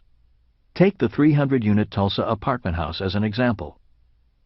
Number 1, the income column. The first step after acquiring the property is to increase the rent. The property is already profitable and cash flows with existing rents. In other words, I am already making money from day one. Even so, the objective or business plan is to raise the rent per unit to an additional $100 a month over the next 3 years by the following means. Raising the existing rents that are under market. Installing washers and dryers in all the units and charging extra for rent. Completing improvements to the property like landscaping and new paint. All of these can be completed by using the bank's money, not mine. When we provided the bank our business plan, these improvements were part of it and were factored into the total loan amount. Multiplying 300 units by $100 over 3 years, this increases the entire project's monthly income by $30,000 a month, or an additional $360,000 a year. This increase in income is an example of control and leverage. If the plan works, 3 years from now my financial IQ number 4, leverage, will be infinite because the increase in income will be achieved by no additional capital from investors, just good knowledge of how to manage the asset, control, to higher and higher profitability. The increase in financial IQ is infinite because the increase in income will be achieved by using investor control and the bank's money. Number 2. The expense column. The next controllable objective is to lower expenses. This is done in different ways. One specific example is by reducing labor costs through reduced administrative costs. Since we own other properties, many costs can be brought back to the main company. These are sometimes called back office expenses. They are the cost of accountants, bookkeepers, attorneys, and administrative staff. Other expenses that can come down are insurance, property taxes, water consumption, maintenance, and landscaping through better cost management and economy of scale. Also, expenses can be reduced and income can go up by keeping turnover low, the time it takes to re-rent an apartment. For example, the moment a tenant informs the management company that he or she is leaving, an ad is run advertising the apartment's availability. Once vacated, the cleaning crew comes in that day and the apartment is ready to show to a potential new tenant that night. And in many cases, an apartment is rented before the existing tenant even moves out. Obviously, many incompetent investors fail to reduce expenses and actually increase them, making the property a bad investment. Often they fail to manage the quality of tenants and the attractiveness of the property because they are trying to save money. In most cases, the property goes down in value. It's these poorly run properties that we like to buy because we can turn them into good investments through good property management. In other words, we make good money from bad investors. Property management is a key control.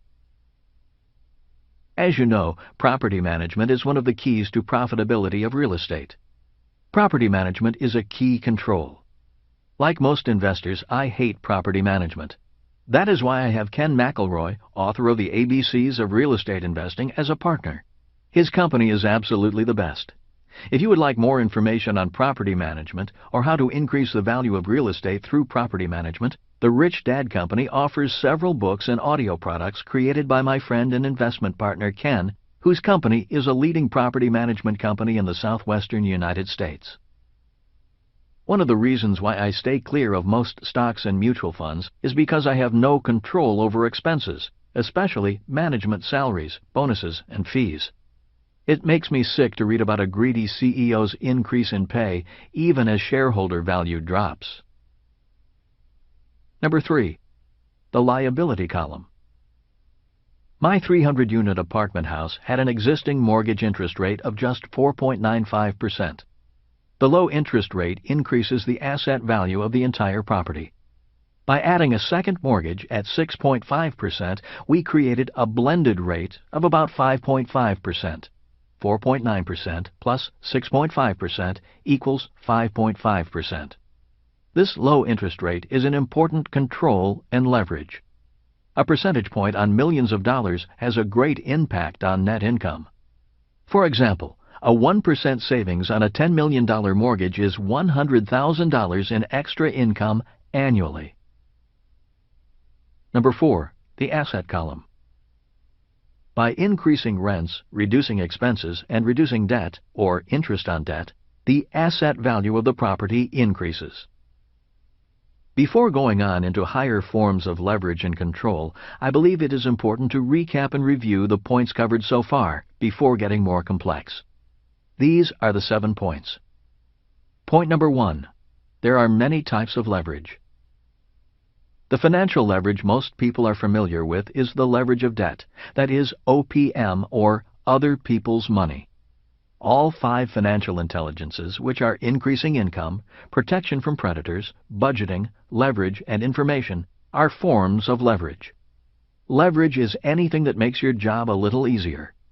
It's easier to move a heavy object with a forklift, and it's easier to make a sophisticated investment decision with a higher financial IQ. Point number 2. Most investors invest in paper assets they have very little control over. Examples of paper assets are savings, stocks, bonds, and mutual funds and index funds. Because these assets allow little to no control, these investors have very little leverage and low returns on investment and reflect a low financial IQ. An example of low financial IQ is a 5% return on savings, paying taxes on that return, and then having inflation almost wipe out its value. Point number 3. An increase in returns does not mean an increase in risk. When financial advisors say that an increase in returns means an increase in risk, they are right when speaking about paper assets. They are wrong when speaking for all assets. Assets, such as a business or real estate, require more financial intelligence, allow for more financial control, and permit a higher degree of leverage with very low risk. The key to low risk is higher financial intelligence. This is why I recommend that people start small and stay small as they allow their financial intelligence to increase. With an increase in financial intelligence, their returns on their investments increase. Point number 4. Most financial advisors are not investors. Financial advisors are simply salespeople. Most financial advisors, even many real estate brokers, invest only in paper assets if they invest at all. Most have very little leverage professionally and financially. In many cases, their professional and financial leverage ratios are 1-to-1. A 1-to-1 professional ratio means they get paid for their work and only their work. A day's pay for a day's work. As a business owner, I have thousands of people working to assist me. As an investor, like in the example of the Tulsa apartment house, I have 300 tenants helping me pay for my investment, the bank lending me $4 for every one of my dollars, and the tax department giving me tax breaks on my income. These are examples of different types of leverage. Point number 5. Financial education increases financial intelligence. Most people invest in paper assets, such as savings, stocks, bonds, and mutual and index funds, because they do not need or want control. All they want is to turn their money over to an investment advisor who hopefully does a good job, out of sight, out of mind. If people want more control, the first thing they need to control is their financial education, which increases their financial intelligence and hopefully increases their financial controls and leverage ratios. Point number 6. Leverage can work in 2 ways. Leverage can make you rich, and leverage can make you poor. This is why leverage requires financial intelligence and financial controls. With stocks, a trader can use the leverage of options. If a trader thinks the market is going up, they may use a call option, which is the right to purchase a stock at a certain price within a certain time. If the trader thinks the market is going down, they may use a put option or short the stock. In other words, a trader has the potential to make money if the stock price is going up or going down. The problem, however, is that the trader has no control over the asset, just control over the terms of their trade. Learning to trade a market, even in real estate, is an important part of an investor's financial education. Real estate investors also use options. In real estate, a call option is known as a down payment. Since most of my investment in real estate is based upon rental prices and operating costs of a property, up and down markets in real estate do not affect me as much. While I do occasionally flip a property, especially if someone is willing to pay me a ridiculous price for it, as a practice, I would rather buy a property and collect rent and other income for a long time. Then I look for another property to buy and hold. Point number 7. When most financial advisors recommend diversification, they are not really diversifying. There are 2 reasons why the diversification they recommend is not diversification. The first reason is that financial advisors invest in only one category of asset, paper assets. As the market crash of August 9 and 10, 2007 revealed, diversification did not protect paper asset values. The second reason is that a mutual fund is already a diversified investment. It is a hodgepodge of good and bad stocks. Professional investors don't diversify. As Warren Buffett says, diversification is a protection against ignorance. Diversification is not required if a person knows what they are doing. Instead of diversifying, professional investors do two things. One is to focus only on great investments. This saves money and increases returns. The second is to hedge. Hedging is another term for insurance. For example, my 300-unit apartment house is required by the bank to have all sorts of insurance. If the property burns down, insurance pays my mortgage and rebuilds the building. Best of all, the cost of the insurance is paid out of the rental income itself. Two of the main reasons I do not like mutual funds is that banks do not lend money on them, and insurance companies will not sell me insurance against catastrophic loss if the market crashes. And all markets crash. On to more leverage, higher returns, and lower risk.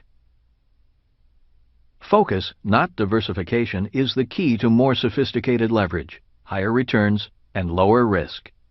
Focus requires more financial intelligence. Financial intelligence begins with knowing what you are investing for. In the world of money, there are two things investors invest for: capital gains and cash flow. Number 1. Capital gains. Another reason so many people think investing is risky is because they invest for capital gains. When a person says, "I'm buying this stock, mutual fund, or piece of real estate," he or she is investing for capital gains, an increase in the price of the asset. For example, if I had purchased the $17 million apartment house hoping I could sell it for $25 million, then I would be investing for capital gains. Number 2. Cash flow. Investing for cash flow is a lot less risky. Investing for cash flow is investing for income. If I put savings in the bank and receive 5% in interest, I am investing for cash flow. While interest is low risk, the problem with savings is the return is low, taxes can be high, and the dollar keeps losing value. When I purchased the 300-unit apartment house, I was investing for cash flow. The difference is, I was investing for cash flow using my banker's money for a higher return on investment and paying less in taxes. That is a better use of leverage. What are you investing for? Most financial advisors recommend that a person invest in growth funds when he or she is young. Investing for growth is investing for capital gains. They advise older investors to then shift their growth funds into income funds or annuities. In other words, invest for cash flow when you are older. They believe cash flow is less risky and more certain. When it comes to capital gains or cash flow, there are three general types of investors. They are: Number 1. Those who invest only for capital gains. In the world of stocks, these people are called traders, and in the real estate market they are called flippers. Their investment objectives are generally to buy low and sell high. When you look at the cash flow quadrant, traders and flippers are actually in the self-employed quadrant, not the investor quadrant. They are considered professional traders, not investors. On top of that, in America, traders and flippers are taxed at the higher self-employed quadrant tax rates and do not enjoy the benefits of the tax breaks the investor quadrant receives. Number 2. Those who invest only for cash flow. Many investors like savings or bonds because of the steady income. Some investors love municipal bonds because they pay a tax-free return. For example, if an investor buys a tax-free municipal bond paying 7% interest, the effective return on investment, ROI, is the same as receiving a 9% taxable return. Number 3. The investor who invests for capital gains as well as cash flow. Years ago, old-time stock investors invested for both capital gains and cash flow. Old-timers still talk about the price of a stock going up, as well as paying the investor a dividend. But that was in the old economy, the old capitalism. In the new capitalism, most paper investors are looking for the quick buck to make a killing. Today, the big investment houses are hiring the smartest whiz kids out of college and using computer models to look for the slightest market patterns they can exploit. For example, if the computer picks up a 1% differential, let's say in tech stocks, the investment house will bet millions of dollars hoping to gain 1% on millions of dollars in a few hours. This is very high leverage and very risky. These computer models also cause a lot of the volatility in the markets. When the stock market announces that program trading has been halted, it is talking about these computer programs being halted. The markets crash if the computers say sell. If the computers say buy, the markets boom, and then they crash. In other words, prices can go up or down for no fundamental or business reasons at all.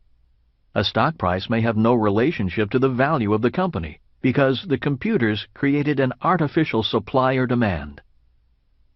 As an old-time investor in this new era of capitalism, I must be smart enough to invest for capital gains, cash flow, leverage of debt, and tax advantages, as well as be above the turmoil the whiz-kids and computers cause in the marketplace. There are 3 components to being a good real estate investor. They are, number 1, good partners. As Donald Trump says, you cannot do a good deal with bad partners. This does not mean bad partners are bad people. They may just be bad or wrong partners for you. For this 300-unit apartment house project to work, I must be sure I have good partners. Number 2, good financing. Real estate is primarily a function of financing. Many people say, location, location, location. I say, financing, financing, financing. If you can secure good financing, the deal works. If you have bad financing, the deal will not. To illustrate my point, let's say the seller says, I want $35 million for my $17 million apartment complex. If the seller lets me finance the $35 million purchase price at $1 a month for 30 years with a balloon payment of $35 million at the end of the term, I would take the deal and give the seller the asking price. At $1 a month for 30 years, I can afford to pay $35 million for a $17 million property. As they say in the world of finance, I'll give you your price if you will give me my terms. Number 3, good management. One of the reasons for higher returns with less risk. I'm going to further explain my confidence in the investment thanks to my partners and having control over the 300-unit apartment project. Why I am willing to use a lot of leverage, why I believe the risk is low, how I make more money, and how I pay less in taxes. There are 3 more advanced investment strategies that require a higher level of financial intelligence. The 3 advanced leverage strategies are OPM, ROI, and IRR.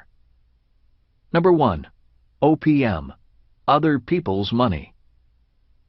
There are many ways to use OPM. With the 300-unit apartment building, I am using 80% leverage. First of all, the beauty of using the bank's money is that it is tax-free money. The other benefits of the bank's money are, I keep the appreciation, cash flow income, tax benefits, and amortization.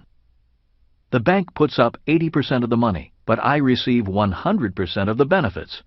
What a great partner! Number 2, ROI, return on investment. A confusing concept for many investors is the return on their money, or ROI. For example, when you read financial publications, many mutual funds claim they have gone up by 10%. But my question is, did any of that 10% return to the investor? And how did they measure that 10%? Some funds measure the 10% by the price of the shares in the fund going up. For example, if a year ago the price per share in the fund was $10, and today it's $11, they can claim a 10% return. In this case, the return was measured in capital gains. As an investor who invests for both capital gains and cash flow, the only return I count is the cash flow. For example, if I invest $10 and each year after taxes I put $1 in my pocket from cash flow, my return is 10%. I do not count the return on asset appreciation because it is an estimate and does not become a reality unless I sell the asset. The difference is that one measure of the ROI is in the price of the stock, and the other measure of ROI is money in my pocket. I actually want both, 10% in asset appreciation and 10% cash in my pocket. But cash flow is the only return that can be tangibly measured while I hold the asset. More leverage, higher returns. The reason leverage is so important is because the higher the leverage, the higher the return. For example, if I buy a $100,000 rental unit with my money and I receive $10,000 a year net income, my cash-on-cash return is 10%. If I borrow $50,000 and am still able to receive a $10,000 return, my cash-on-cash return is 20%. If I finance the entire $100,000 and still receive a $10,000 return, my return is infinite. Infinite returns mean money for nothing. $10,000 flows into my pocket and nothing comes out. The renters cover my expense and I receive the income. Money for nothing. In my next example, again using the 300-unit apartment house, I will explain how I receive an infinite return by using leverage. The way this will be done is by raising rents and adding washers and dryers to each of the 300 units. The net $100 a month increase in rents is due to increased rents to match the competition, upgrades to the exterior, and fitting each unit with washers and dryers. This $100 a month increase in income is a 100% financed transaction. We get extra money from the bank to do the renovations. We have the control. The increase in debt is more than covered by our increase in income. This extra $100 is technically an infinite return because all the expense is fronted by the bank and all the returns come to me. The increase of $100 per month is multiplied by 300 units. This is an increase in gross income of $30,000 a month and $360,000 a year on top of the cash flow we are already getting. This $360,000 is an infinite return measured by cash flow in hand, not some fictitious capital gain on paper. In summary, the bank puts up 100% of the money for these improvements, and we receive the increase in income. The tenants pay for expenses and the mortgage. Number 3, IRR, or Internal Rate of Return. One of the more complex, sophisticated, and often confusing measures of ROI is the internal rate of return. If investors really know what they are doing, they can increase their ROI by understanding IRR. In overly simplified terms, internal rate of return, IRR, measures the other returns and other leverage that a well-controlled investment can provide. The first example of IRR is passive income. Most people understand that gross rents are part of the income column. Yet IRR also measures other forms of income. Passive income is subject to lower tax rates than earned income. In the U.S., passive income is not subject to Social Security or self-employment taxes. In other words, these taxes do not show up as expenses in the expense column, which is technically a gain in income. The second example of IRR is depreciation. In the U.S., the tax department gives some investors an additional income that actually looks like an expense. This income is known as depreciation.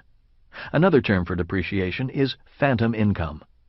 The reason it is phantom income is because it's income that shows up somewhere else. For example, let's say my tax bill is $1,000. The IRS may allow me to depreciate my investment by $200, allowing me to pay only $800 in taxes. This additional $200 is phantom income, or money I did not have to pay. It is $200 that remains in my pocket, instead of going to the government. Depreciation is allowed for such things as refrigerators, ceiling fans, carpet, furniture, and other items that decline in value with age. A tax accountant can explain this to you if you own a business or real estate. There is no such thing as depreciation for paper asset investors. A third example of internal rate of return is amortization, which is a fancy word for paying off debt on a scheduled basis. When you have good debt, debt that someone else, such as a renter, pays for you, amortization becomes income to you. In other words, as a tenant pays down my debt, that payment is technically income to me. income that is paid to reduce my debt as my cash stays in my pocket, ready for the next great investment opportunity to come my way. Additionally, while my tenant is paying down my debt, I still receive all the tax benefits associated with my investment. A fourth example of IRR is appreciation. Appreciation is the increase in asset value. This is also income to you. This is not appreciation based upon some appraiser's idea of an increase in sales price based on comparative sales in the area.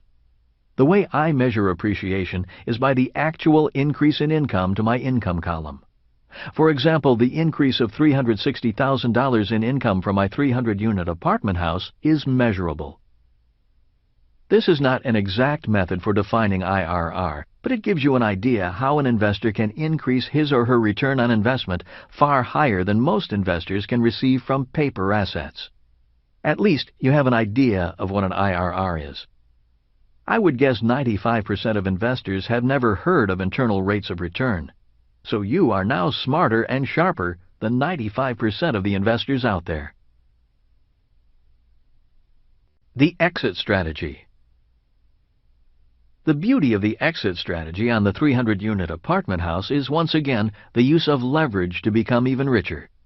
Instead of selling the property and facing substantial capital gains taxes on the profit, we pull out the money by refinancing. We are able to do this because we have increased the value of the property through our improvements in management. The bank recognizes this increase in value, and we are able to borrow against it. By leveraging the property's value, we pull money out of the property tax-free, and the improved operations more than cover the higher mortgage payment through higher income. By borrowing rather than selling, we get our down payment back tax-free, and we get to keep the asset.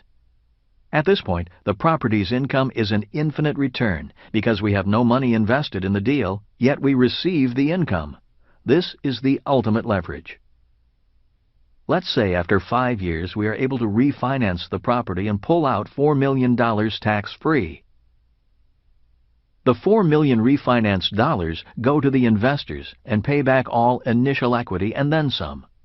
Even better, we still maintain control over the 300 units, and the increased mortgage payment of $280,000 is paid for by the $360,000 increase in income. The $360,000 increase in rental income minus $280,000 in increased interest expense leaves a net $80,000 in passive income. This $80,000 is an infinite return because the investors have received back their initial investment yet still receive cash flow. It is free money. The investors get $4 million back and move on to purchase another apartment house. This is an example of using control and leverage. This is an example of getting rich according to the rules of the new capitalism. Capitalism based on the use of debt to become richer. Rather than working hard to get out of debt, as those who follow the rules of old capitalism do, we work hard to find ways to get into more good debt and use more leverage. Starting with nothing. To some of you, a $17 million 300-unit apartment building sounds like a big investment. 10 years ago, buying a 300-unit apartment seemed big to Kim and me. 10 years from now, I am certain it will seem like a small investment. Kim, Ken, and I are already planning much bigger projects to take on. Donald Trump and I are looking at a massive project not far from my home, a project we will break ground on in 10 years. I mention the size and dollar amounts of projects to make 3 points. Number 1. Being born poor and financially uneducated does not mean you cannot become rich. Very few people are born rich enough to buy a $17 million apartment complex, and no one is born smart enough to acquire, finance, and manage a 300-unit apartment complex by themselves. In other words, not having any money or financial education isn't an excuse not to get started. Number 2. Start small and take baby steps. In 1989, Kim's first investment was a $45,000 2-bedroom, 1-bath home in Portland, Oregon. She put $5,000 down and made $25 a month. She was extremely nervous when she took her first step. Today, a $17 million apartment house is boring to her. She is ready for bigger projects. Number 3. Dream big. Most of us know that a child must be allowed to dream. The same is true for adults. As a couple, Kim and I have big dreams. Our dreams keep our marriage rich, young, and fun. Bigger investment projects keep us learning together, operating as a team, and growing together rather than growing apart. Instead of living below our means, we dream big, learn, and invest carefully in order to go beyond our means. It's not just about money, it's about life. In conclusion, on August 9 and 10, 2007, as the markets of the world crashed, many people had no idea what the crash meant. Most people have no idea how it will affect their lives. Most people have no idea how the rule changes back in 1971 and 1974 have affected their lives. Today, even in the richest country in the world, the U.S., millions of educated, hard-working people are earning less, even if they are paid more, saving money that is losing value, clinging to their homes as their value declines, and using credit cards to pay their bills. To make matters worse, because of a market crash, millions of educated, hard-working people think that investing is risky, and to attain higher returns means you have to take on greater risks. There are only a few people who know that the key to leverage is control, and the key to control is financial intelligence. The good news is that the higher your financial intelligence, the more money you make without needing money. In this new capitalism, it is truly possible to make money for nothing. In the information age, knowledge is the ultimate leverage. The more money you make without money, the higher your ROI and IRR, and the higher your financial IQ. Chapter 7. Financial IQ number 5. Improving your financial information. In January of 1972, I was transferred from Camp Pendleton, California, to an aircraft carrier off the coast of Vietnam. My primary job on board the carrier was as a helicopter gunship pilot. My primary mission was to fly as an escort for the larger troop helicopters. My secondary job was as an assistant to the squadron's top-secret information officer. It was an extremely interesting job. For hours on end, we would sit, listen, observe, gather, and process top-secret information. At regular intervals during the day and the night, we gave briefings to the commanding officer and his team. Our job was to take raw data from the war and turn it into relevant information. As an information officer, I gained a tremendous respect for information. Prior to Vietnam, I never thought much about the subject. In school, I thought the study of information was a joke. To me, information was just data, mindless facts and figures, dates and times to be memorized in order to pass tests. In Vietnam, information could mean life or death for my fellow pilots. Today, I believe that I am a better entrepreneur and investor because of my position as information officer. Today, I know that information can mean life or death in war, and the difference between being rich or poor in business. While at war, the amount of information we had to process was staggering. Very quickly, we had to learn how to sort, categorize, discard, and process tremendous amounts of information from multiple and varied sources. To handle information overload, the military puts a great amount of effort into classifying information. Without classification, all information is equal and virtually worthless. As an information officer in Vietnam, I learned to classify information according to a set of characteristics. They are: Number 1. Time. In war and in business, information can be useful one minute and obsolete the next. War is fluid, always moving. So is business and investing. Enemy troops can be one place today and 100 miles away tomorrow.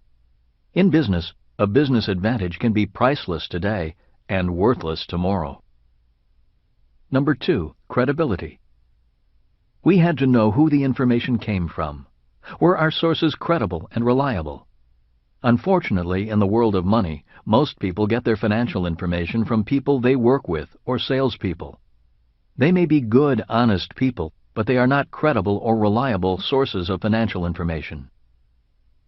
Number 3. Classification. In the military, I learned to sort information into categories. For example, top secret information was only available to those with top secret clearances. In the world of business and investing, top secret or classified information is known as insider information. When the average investor hears the term, he or she thinks of illegal information, and sometimes it is. Insider information is illegal when a person receives information from someone inside a public company and uses it to buy or sell that company's shares. In reality, all information is inside information. A more important question is, how far from the inside are you? By the time a person hears a hot tip about a company's new product or news that a company is in trouble, people on the inside and close to the inside have already traded on that information. The battle has already been won, and the average investor has lost. Let me make it clear that I do not encourage or condone illegal insider trading. The distinction I want to make is about the importance of being on the inside and getting close to the information. One of the reasons I love being an entrepreneur and a real estate investor is because I am a legal insider who can trade on inside information. Since I am not a public company, I can also freely tell my friends what I know and how I am investing. One of the main reasons my rich dad encouraged me to develop my financial intelligence is so I could have access to inside information. The closer to the inside your information, the richer you become. Number 4. Relative information.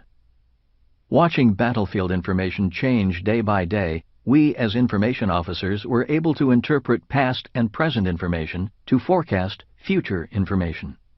For example, if we knew that the enemy troops were in one position on Tuesday, another position on Wednesday, and another position on Thursday, we could begin to predict where they were going and what their objectives might be.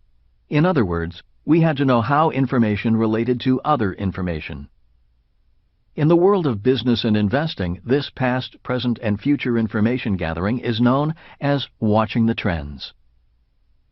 Number 5. Deceptive information. In war, the enemy would often try to deceive us by sending deceptive information. They occasionally did this by using diversionary tactics.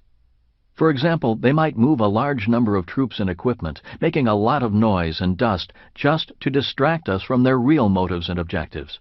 Or they allowed us to capture one of their troops who provided erroneous information. Business and investing are rampant with deceptive information. An entrepreneur and investor must be constantly vigilant and on guard. For example, many times a financial expert will tell you something and then do the opposite. This person may go on television and say he is bullish on a stock and is buying it. This bit of information causes other people to buy the stock, driving the stock price up. Once the price is up, the person who recommended the stock sells and takes a huge profit. This is known as the pump and dump. Classifying information to become richer. There are a number of lessons I learned in the military about classifying information that are applicable to business. Lesson number 1. Facts versus opinions. The key to military intelligence is to know the difference between facts and opinions. The same is true for financial intelligence. One of the reasons so many people think investing is risky is because they do not know the difference between facts and opinions. A few examples of opinions are: when someone says the shares of a company are going to go up, it's an opinion because it is about a future event. When someone says a person's net worth is $1 million, it's an opinion because most valuations are opinions. If a person says he is very successful, this is an opinion because the definition of success is relative. Lesson number 2. Insane solutions. An insane solution occurs when a person uses information that is an opinion as a fact. In war, this can kill you. In business, it can ruin you. For example, question: why did you buy that house when you knew you couldn't afford it? Answer: I bought it because my broker said it was going to go up in value. I thought that I could buy the house, live in it, and then sell it for a profit, which would solve my money problems. Question: why do you invest in those mutual funds? Answer: because my supervisor told me to. She said it was a good investment. Lesson number 3. Risky actions. In war, if you didn't verify information and acted on it blindly, you risked death. A risky investor invests based on opinions. Unfortunately, this describes most investors. Since most investors invest for capital gains, their investment decision is based upon opinions about the future. Many investors invest in mutual funds based upon the opinion that the stock market goes up 8 to 10% per year. If the opinion is wrong, they lose. A smart investor knows the difference between facts and opinions. A cash flow investor invests for facts. If possible, a smart investor will invest using both opinion and facts, and invest for both cash flow and capital gains. If you are investing in stocks, mutual funds, real estate, or business, ask yourself if the information you are basing your decision on is fact or opinion. Lesson number 4. Control over the asset.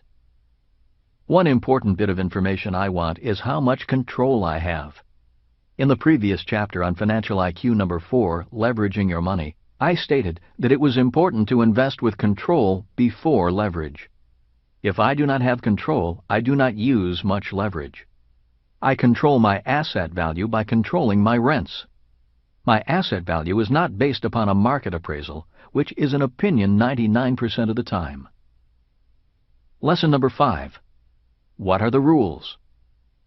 Rules and laws are very important types of information. Many people get into trouble simply because they do not know the rules, ignore the rules, or break the rules. Personally, I never liked rules. In Vietnam, I liked them even less. One of the things I hated was that we fought according to one set of rules, and the enemy fought according to another. One rule I found ridiculous in war was the rule that we could not pursue the enemy across borders. The enemy would fight close to the border and then escape across it for safety. There were many times we had to break off a fight because the VC crossed back into Laos. It was my rich dad who changed my attitude towards rules. He said, if you play sports and there is no referee to enforce the rules, the game turns into chaos. If you drive on the highway and police do not enforce the rules, people die. This is why rules are important. Rules can make a person very rich or very poor. This is why information on rules is so important. For people who want to be rich, having good accountants and lawyers is important. Today, there are so many laws, rules, and regulations that it is impossible for any one person to know or understand them all. While hiring an attorney or accountant may seem expensive, the pain and money they can save and make for you can be much greater than the fees you pay them. Remember 2 things. Rules provide a valuable source of information about how the game of money is played, and without rules, assets decline in value.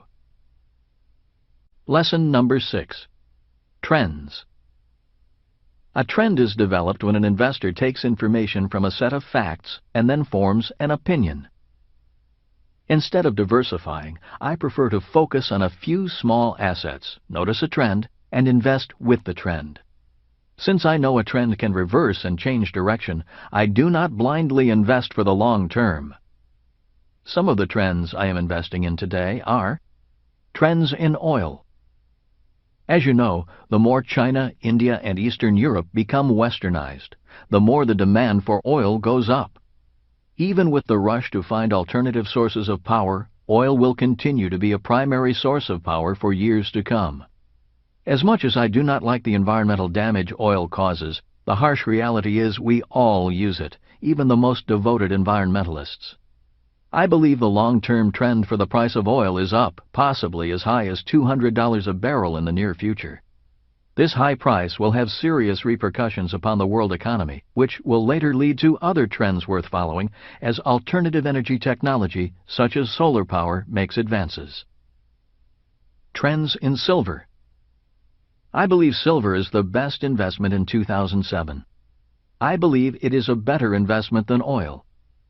There are 2 reasons I say this. The first reason is because silver is a consumable industrial metal. this means it's used up. Silver is the metal of choice for electronics. It is used in computers, cell phones, television sets, and other gadgets. It is estimated that 95% of all silver is already consumed. It is becoming scarcer. Gold is different. It is estimated that 95% of all gold ever found is still around. Instead of being consumed as silver is, gold is hoarded. In many ways, this makes silver more valuable than gold. The second reason is because silver is also a precious metal, a form of money. As the dollar drops in purchasing power, more people will look for anything that represents real money or at least holds its value. As I write, silver is very cheap when compared to gold. It is approximately $13 an ounce, while gold is approximately $600 an ounce. Historically, gold has been only 14 times the price of silver, which means if silver were $10 an ounce, gold would be trading at $140 an ounce. At today's prices, gold and silver are trading at a differential of 50. To me, based on historical trends and the fact that silver is a consumable metal, it has a greater opportunity to go up in price. Trends in housing. One of the reasons I love investing in apartment houses is that rich or poor, people will pay for a roof over their head. In America, the population is expected to grow from 300 million to over 400 million in the next 2 decades. So I believe the price of housing will continue to trend up. As real estate becomes more expensive and difficult to afford, and as wages come down, I believe these trends will cause more people to be renters. One of the reasons Kim and I did not panic during the August 9, 2007 crash is because we rent out real estate for cash flow. We do not sell real estate. When the subprime mortgage market collapsed, sellers panicked. People who invested for cash flow, those who rent property to others, didn't panic. In fact, they saw opportunity. In down markets, there are more renters than buyers, so a crash is generally good for landlords, but not sellers. A final thought on trends is the importance of history and cycles. Having survived a number of up and down markets, I have learned a lot from history. There is one historical trend I believe is worth watching. That trend is the 20-year cycle between stocks and commodities. As a person who sailed for an oil company, I became curious about why the prices of commodities went up as stock prices came down. A few years ago, I came across a book written by one of my favorite financial authors, Jim Rogers, entitled Hot Commodities.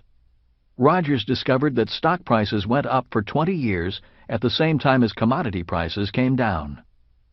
For example, from 1960 to 1980, just as I was coming of age, commodity prices, such as oil and gold, were rising. In 1980, oil, gold, silver, and real estate prices came down rapidly as stock prices started climbing. Between 1980 and 2000, the stock market was the place to be, and oil, gold, and silver were dogs. While the commodity market was down, I was buying all the oil, gold, silver, and real estate I could. On schedule, in 2000, at the height of the dot-com boom, share prices dropped and commodity prices came roaring back up. If history repeats, this means that commodities will come down in 2020, and stocks will be the market to be in again. In conclusion, ultimately, it is not the asset that makes you rich. Information makes you rich, or poor. In real estate, most investors lose money because of inadequate information and intelligence. That is why when someone asks me, "Is real estate a good investment?" my reply is, "I don't know. Are you a good investor?" Chapter 8. The Integrity of Money. Integrity is an interesting word. I have heard it used in many different ways and in different contexts. Many times I have heard someone say, "He has no integrity." Someone else might say, "That house has integrity of design." Before discussing the integrity of money, I think it best I give my definition of integrity. Webster's offers 3 definitions for integrity. They are: Number 1, soundness, an unimpaired condition. Number 2, incorruptibility, firm adherence to a code of especially moral or artistic values. Number 3, completeness, the quality or state of being complete or undivided. All three definitions are required to discuss money and integrity. To better illustrate, I use the example of the integrity of an automobile. An automobile is made up of systems: the brake system, fuel system, electrical system, and so on. If the systems are not operating in integrity, the car will not be sound. The car is not whole. A similar example can be made with the human body. Some of the systems of the body are the respiratory system, nervous system, digestive system, and so on. If the integrity of the human body's system is not sound, corrupted with clogged arteries, for instance, health declines and disease or death soon follows.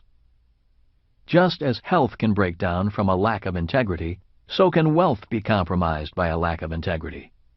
Symptoms of a lack of financial integrity are crippling taxes, high expenses, excessive debt, bankruptcy, foreclosure, sadness, and despair. Earlier, I listed 5 different financial intelligences. Once again, they are: Financial IQ number 1, making more money. Financial IQ number 2, protecting your money. Financial IQ number 3, budgeting your money. Financial IQ number 4, leveraging your money.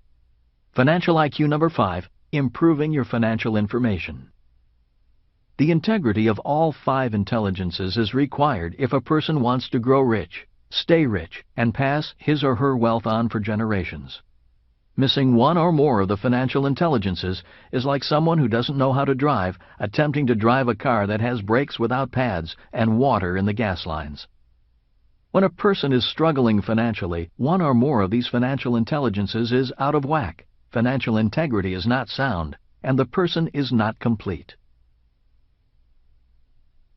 A reflection of financial integrity.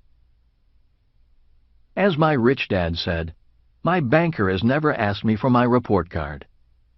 The reason bankers don't ask for an academic report card is because they are looking for financial intelligence, not academic intelligence. This is why they ask for a financial statement. A financial statement is a reflection of your financial integrity. It is the equivalent of your financial report card. Bankers are looking for answers that relate to the 5 financial intelligences. Obviously, they want to know how smart people are at making money, protecting their money, budgeting their money, leveraging their money, and how informed they are. A financial statement will give the bank the information it is looking for. Intrinsic value. Warren Buffett does not diversify. Instead, he looks for a company with intrinsic value, a company with financial integrity. He wants to know if the business has the 5 financial intelligences. In overly simplified terms, Buffett wants the answers to the following questions. Number 1, can the business make more money? Number 2, does the business have a protected niche? Number 3, does the business budget its money and resources well? Number 4, can the business be leveraged and expanded? Number 5, is it run by a team of smart, well-informed people? In even simpler terms, intrinsic value means: Number 1, niche. This means the business has a core competence, something that will make money in good times and bad. Coca-Cola fits this requirement. People will always drink sugared water regardless if plain water is better for them. A big advantage Coca-Cola has is its trademark, which is protected by law. You may recall that financial intelligence number 2 is protection. In this case, Warren likes this product because it's a product that is a legally protected brand, not just a commodity. A well-recognized brand, protected and defended from pirates, increases Coca-Cola's intrinsic value. The brand Rich Dad is a trademark, protected by law in every country we do business in. Being a brand gives my business greater intrinsic value. Many authors write books but fail to build a brand. As you know, Harry Potter is a mega brand. So is Donald Trump. If you are not a brand, you are a commodity. Brands have more intrinsic value, and to maintain this value, a brand must be true to its message and customers. A few years ago, a large mutual fund company approached me and asked if I would endorse its fund. Although the fee it would have paid me was very high, I turned the offer down. In my mind, endorsing a mutual fund would not be true to the Rich Dad brand. To me, it would have shown a lack of integrity, which would diminish the brand's intrinsic value. Number 2. Leverage. This point separates the small business owners from the big business owners. For example, if I am a doctor, it is hard for me to leverage my value if my patients come only to see me. But if that same doctor invented a new cure or kind of medicine, then that doctor's medical intelligence can be leveraged via a product. The world is filled with small business owners and professionals who are not able to leverage because they are the product. Most employees fall into this category. Number 3. Expandability. Once a product or business can be leveraged, the next question Warren wants to know is, how far can the leverage be expanded? Warren loves Coca-Cola because its leverage is expandable throughout the world. Warren says, every time someone in the world drinks a Coke, I make a little money. When I wrote Rich Dad, Poor Dad, the book was my leverage. Instead of my teaching in person, my book and my games could now do the teaching. The next task was to expand the product into different countries by printing the books and games in different languages. This was done by licensing the rights to produce Rich Dad products to businesses in different parts of the world. Instead of having my company print, inventory, and distribute my products, there are now publishers in 109 countries that do that for me. This is my example of leverage and then expandability. Number 4. Predictability. What Warren Buffett wants to know is how predictable revenue is. He doesn't want peaks and valleys in income. He wants to know that come rain or shine, the money will come in like clockwork. One of the reasons I love my apartment houses is that rain or shine, the money comes in. I'm not worried about the price of real estate going up or coming down. I want my money coming in 24/7 from all over the world and from my apartment houses. This is why Warren Buffett does not diversify. Instead, he focuses on a business's intrinsic value. Recognizing intrinsic value requires the 5 financial intelligences. When a business has intrinsic value, the business has integrity. When a business has integrity, it has a better chance to grow and remain profitable, regardless of changing economic conditions. Before investing in a company, a professional investor looks at the business's financial statement. The professional investor is looking for business integrity. The same is true when a real estate investor buys an apartment house. Knowing about the internal rate of return, IRR, is intrinsic value applied to real estate. The problem for most people, due to lack of financial education in school and not being able to read a financial statement, is that they don't know if the company or real estate they are investing in has financial integrity and intrinsic value. Chapter 9. Developing Your Financial Genius. I didn't know I wasn't smart until I went to school. From kindergarten all the way through college, school was a struggle. I also didn't know I was poor until I went to school. When I was 9 years old, my family moved across town and I went to a school for rich kids. Interestingly, there were 2 elementary schools directly across the street from each other. On one side of the street was Union School. On the other side was Riverside School. Both were public schools. One school for the rich and the other for the working class. Originally, Union School was for the children of the sugar plantation union workers, hence the school's name. Riverside was the school for the children of sugar plantation owners and managers. I attended Riverside because the house our family lived in happened to be on the side of the street next to the river. Even though I was only 9, I was aware that my classmates at Riverside School lived at a higher standard of living than my family. Many of my rich classmates lived in an isolated community connected by a bridge across the river. Every time I crossed that bridge to play with my friends, I knew I was crossing into a different world. Although rich, my classmates and their families were not snobs. They were friendly people involved in the community. I spent a lot of time at my friends' beach homes, on their boats, and flying in their planes. They did not flaunt their wealth, they shared it. To them, being rich seemed natural, not special. It was a lifestyle and a standard of living. Their lifestyle was not that big a deal to them. It was I who thought their lifestyle was a big deal, sometimes feeling uncomfortable, sometimes out of place, and acutely aware of the standard of living that separated us. At the age of 12, my rich friends went off to private schools, and I continued on through public high school with the kids who went to union school. In 1974, as I was getting out of the Marine Corps at the age of 27, I knew I wanted to be rich.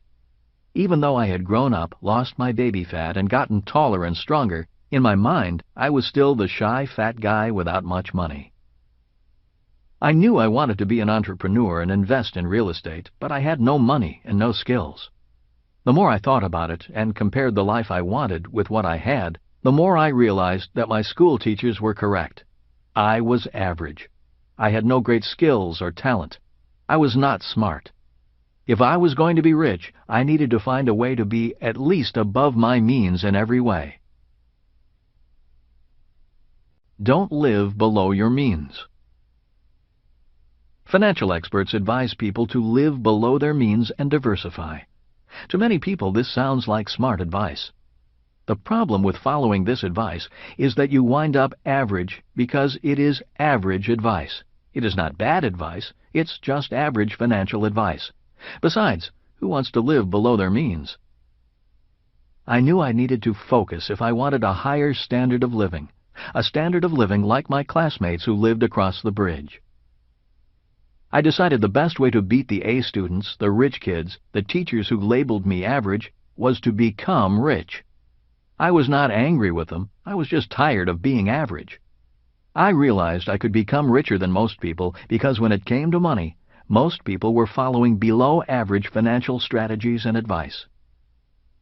I built and rebuilt several businesses from 1974 to 1984. I was determined to become an entrepreneur. Just like a baby who stands and falls a number of times before learning to walk, I stood and fell a number of times before walking as an entrepreneur. From 1984 to 1994, I became an educational entrepreneur because I became interested in how people learn. Although I disliked school, I enjoyed learning. Also, I wanted to know why I always felt stupid in class. During those 10 years, Kim and I built an education company that taught entrepreneurship and investing from our offices in Australia, Canada, New Zealand, Singapore, and the U.S. During this period of time, I did things differently, almost the opposite of the way traditional schools teach. Instead of creating an environment where only 1 or 2 students were smart, I created an environment where everyone could feel smart and learn. Instead of competing, the class cooperated. Instead of having students listen to me lecture, I created different games to teach specific subjects. Instead of being bored, adult students were actively challenged and participated. I went on to develop my educational board game Cash Flow from what I learned as an entrepreneurial educator, the first game to teach both accounting and investing at the same time. As you may know, accounting can be the most boring subject on earth, and investing the most frightening. By combining the 2 subjects into one game, learning became challenging and fun. A person could play the game 1,000 times and still learn something new about accounting, investing, and themselves. The game was officially launched in 1996. As I learned more about the human mind and how we learn, I found out a number of things about our school system that were disturbing. I found out that our current system of teaching actually damages a child's brain. In other words, even an A student can be slowed up by the educational system. The more I studied and practiced different teaching techniques in my classes, the more I began to find the answers I was looking for. And I found why I had constantly been labeled stupid or, at best, average. Multiple intelligences. Through my research, I discovered the book Frames of Mind, The Theory of Multiple Intelligences by Howard Gardner. His book teaches that there are 7 intelligences. Number 1, linguistic. Number 2, logical mathematical. Number 3, musical. Number 4, bodily kinesthetic. Number 5, spatial. Number 6, interpersonal. Number 7, intrapersonal. His book validated what I intrinsically knew. I simply didn't have the intelligences recognized by the school system, which are predominantly linguistic and logical mathematical. This is one of the reasons I failed English twice in high school. I could not write, spell, or punctuate. I am not linguistic, and I am not logical. In my freshman year at the Merchant Marine Academy, English became my favorite subject because I had a great teacher. If not for that teacher, I might not be an author today. My English teacher at the Academy had great interpersonal skills, which is why he could relate to me. I respected him. Instead of talking down to me, he inspired me. We could speak person to person rather than teacher to student. In his class, I wanted to be smart, and I wanted to learn. Instead of another F in English, I received a B. Later, as a Marine in Vietnam, it was my intrapersonal intelligence that kept me alive. Intrapersonal intelligence is the ability to control my emotions and get the job done, even if the job is life-threatening. Many people are not successful financially because their intrapersonal intelligence is weak. People with limited intrapersonal intelligences often say, "I need job security," or "that sounds risky." These are examples of emotions doing the thinking, not intrapersonal intelligence. As I studied more about Gardner and his theory of multiple intelligences, I realized that the A students were those who had high linguistic and logical mathematical intelligences. Reading, writing, and math were easy for them, but very difficult for me. My intelligence strengths were spatial, bodily kinesthetic, and intrapersonal, which is why I doodled in class, built a boat, and was not threatened or motivated when teachers told me I wouldn't get a good job if I didn't get good grades. At this time, you may want to ask yourself, of the 7 intelligences, which are you strongest at? 3 parts of the brain. Albert Einstein is credited with saying, "Imagination is more important than knowledge." As an entrepreneurial educator, I did a lot of research on the different parts of the brain. Boiling it all down to overly simplified terms, we have 3 basic parts to our brain: the left brain, the right brain, and the subconscious brain. The left brain is generally used for reading, writing, speaking, and logic. Kids who do well in school have well-developed left brains. From Gardner's work on multiple intelligences, the left brain would be most associated with linguistic, logical mathematical, and interpersonal intelligences. Writer, scientist, lawyer, accountant, and school teacher are professions for such people. The right brain is the part of the brain often associated with pictures, art, music, and other more nonlinear relationships, with creativity and imagination. From Gardner's work, musical and spatial intelligences would be most associated with the right brain. Designer, architect, and musician are professions for people with these dominant intelligences. The subconscious brain is the most powerful of the 3 brains because it includes the old brain, often called the primitive brain. It's the primitive brain that is most like an animal's brain. It does not think, but rather reacts, fights, flees, or freezes. From Gardner's work, the intrapersonal intelligence would most relate to the subconscious mind. In my opinion, it is a person's intrapersonal intelligence that ultimately determines if they are a success or failure in life, love, health, and money. This is because the subconscious mind is the most powerful part of the brain, especially in pressure situations. The subconscious mind also affects our bodily actions via bodily kinesthetic intelligence. For example, in the game of golf, pressure may cause a golfer to choke and miss an easy putt. Subconsciously, a person may freeze and not take action out of fear of making a mistake, or stay at a job for security rather than the love of the work. People with high intrapersonal intelligence have the ability to control the subconscious brain's desire to fight, flee, or freeze. Instead of flee, they may decide the best thing to do is freeze. If frozen, they may choose to fight. The point is, they have the intelligence to choose the appropriate subconscious response. If angry, they can speak calmly. If afraid, they can confront their fear. People think differently when their subconscious is controlled by fear. If people are fearful, they may say, "I can't do that. What if I fail?" Or, "That's risky." Compare that to a person who is in a fight state subconsciously who might say, "I'll show them. I'll get that deal just to prove I can do it." Learning to choose your subconscious state of mind before thinking and making decisions is very important.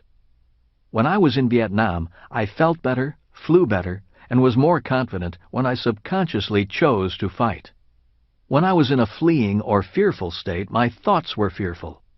So choose your subconscious state of mind before using your left and right brains. Professions requiring tremendous control under stress are best for people with strong intrapersonal intelligence. For example, police officers, emergency room nurses and doctors, firefighters, and soldiers require high intrapersonal intelligence. I would say entrepreneurs require a high level of this intelligence. Which brain controls your money?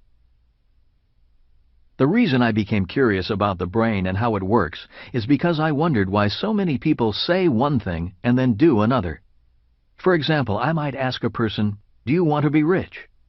Most people will say from their logical left brain, "Yes, I really want to be rich." The problem is not found in their logical left brain. The problem is the subconscious brain saying, "Not you, you'll never be rich," or "How can you be rich? You don't have any money." In most cases, it's the subconscious fear of failing that holds people back. For example, I have a friend who is an attorney, an A student from Harvard, who wants to change, but he can't. He is afraid of doing something new for fear of failing and not making enough money. He says to me, "I've been an attorney for so long, I don't know what else to do. Who else will pay me what I am earning?" He has a brilliant left brain, an underdeveloped right brain, and an out-of-control subconscious brain. Again, the subconscious brain is the most powerful of the three brains. The subconscious mind is so powerful that it controls our addictions. For example, most smokers want to quit. You can logically explain to their left brain all the harmful effects of smoking and show their right brain horrifying pictures of lung cancer. But if the subconscious mind wants to smoke, the person smokes. In many ways, the subconscious brain controls your life, regardless if you are an A or F student.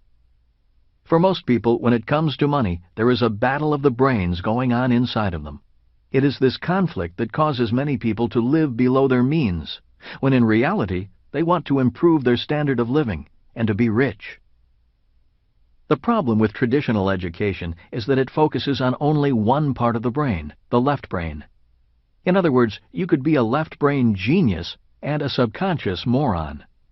You can know what to do in your left brain and in your subconscious brain be terrified of actually doing it. Worst of all, many people leave school fully able to read, write, and do math, but are terrified of failing and seek security instead of opportunity in the real world. They're taught to value knowledge over imagination and over the ability to integrate all three parts of the brain. After years of striving to be the best, these people are told by financial experts to diversify and live below their means. To a fearful subconscious brain, this advice sounds intelligent and logical. For years, these people then turned over a portion of their paycheck every month to their financial experts with the hopes that they know what they're doing. At the same time, the richest investor in the world, Warren Buffett, says, "Diversification is a protection against ignorance." And it is. A world ruled by left-brainers. The world is run by left-brained people. The problem with left-brained people is they think there is only one brain and only one intelligence. Many are not aware of the other parts of the brain and the possibility of other types of intelligences. When you ask a highly educated left-brained person for the definition of intelligence, he or she replies, "If you agree with me, you are intelligent. If you don't, you're an idiot." In the world of money, these left-brained people believe making money is a by-the-numbers formula, a mathematical equation. This is why when the market crashed, many funds crashed in unison. The funds are run by academic geniuses all following the same formula. Here's another quote from the August 24, 2007 Wall Street Journal article on quant funds. Justin Lahart, How the Quant Playback Failed. A number of quant funds, which use statistical models to find winning trading strategies, reported heavy losses this month. In many cases, the managers pointed their fingers at other quantitative hedge funds, essentially saying they all owned many of the same stocks, and their models told them to sell at the same time, driving down the share prices, hurting everyone in the process. Learning to win using your whole brain. Warren Buffett once said, "You have to think for yourself." It always amazes me how high IQ people mindlessly imitate. As an educational entrepreneur, I began teaching students to think outside of the box and to create rather than imitate. I was surprised at how frightening this teaching process was for many of my students. Most had been so frightened into needing job security, a magic formula for investing, and avoiding mistakes, that breaking the bonds of that fear was the hardest part of my job. These were smart, successful, well-educated people who wanted to make changes. Neuroscientists have recently discovered that the brain has mirror neurons. Many of these scientists believe this discovery is more important than the discovery of DNA. A neuromirror, in overly simple terms, is the equivalent of birds of a feather flocked together. That is, our brains are programmed to imitate what we see others do.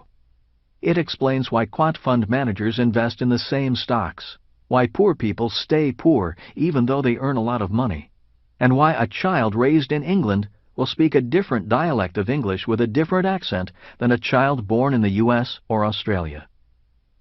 Mirror neurons of dialect and accent limit the scope of our world and who we associate with.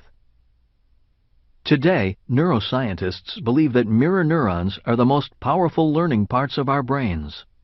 In the classroom, it explains why some students are teachers' pets. Since most classrooms are led by left-brained people, they tend to favor the kids with the same intelligences. In simple terms, mirror neurons mean our brains are like television transmitters and receivers. Even though we are not physically talking to one another, our brains are communicating at very deep levels. For example, when we walk into a room, most of us can immediately sense who likes us and who doesn't, even though nothing is said. This is the worst part. I learned that if I did not feel good about myself, people did not feel good about me. In many instances, another person is only sending back what I am broadcasting. In other words, if I think I am a loser, other people will think of me as a loser. The good news is that you and I can change their perception of us by changing our perception of ourselves. If I had not changed my perception of myself, I would never have met and married a beautiful woman like Kim. Someone like Donald Trump wouldn't be my friend, and I wouldn't be financially secure today. If I had not consciously changed my perception, I would probably still be a shy, fat, poor kid speaking pidgin English. Being raised in a family of schoolteachers, I realized their measure of success was the school a person attended and how many advanced degrees he or she had. In the world of big business, it was pretty much the same thing. In most major corporations, employers want the pedigree of prestige that comes with advanced degrees from recognized schools. Being around my rich dad, I realized his measure of success was how much money he made, the people he spent time with, the freedom to work or not work, and how many jobs he provided. I realized I had better decide whose measure of success I wanted to base my life on. Since I did not think I could win at my poor dad's game of school and big business, I decided I had a better chance of winning at my rich dad's game. That is when my real education began. I decided to follow in my rich dad's footsteps as an entrepreneur and real estate investor. The questions for you are, what is your measurement of success? Where do you have the best chance of winning? Is your brain being trained to win? Developing the 3 parts of the brain. For those of you who have played my cash flow game, you may recall that to win the game requires a lot of left brain financial knowledge and right brain creativity. Since it is only a game, being played with fake money, the fear of failing or losing money is greatly reduced, leaving the subconscious mind more or less neutral. Once a person understands the game, the subconscious brain shifts from fear to excitement and the joy of winning. Learning becomes fun and exciting. All 3 brains are being educated and developed. New possibilities are opening for an expanded whole brain.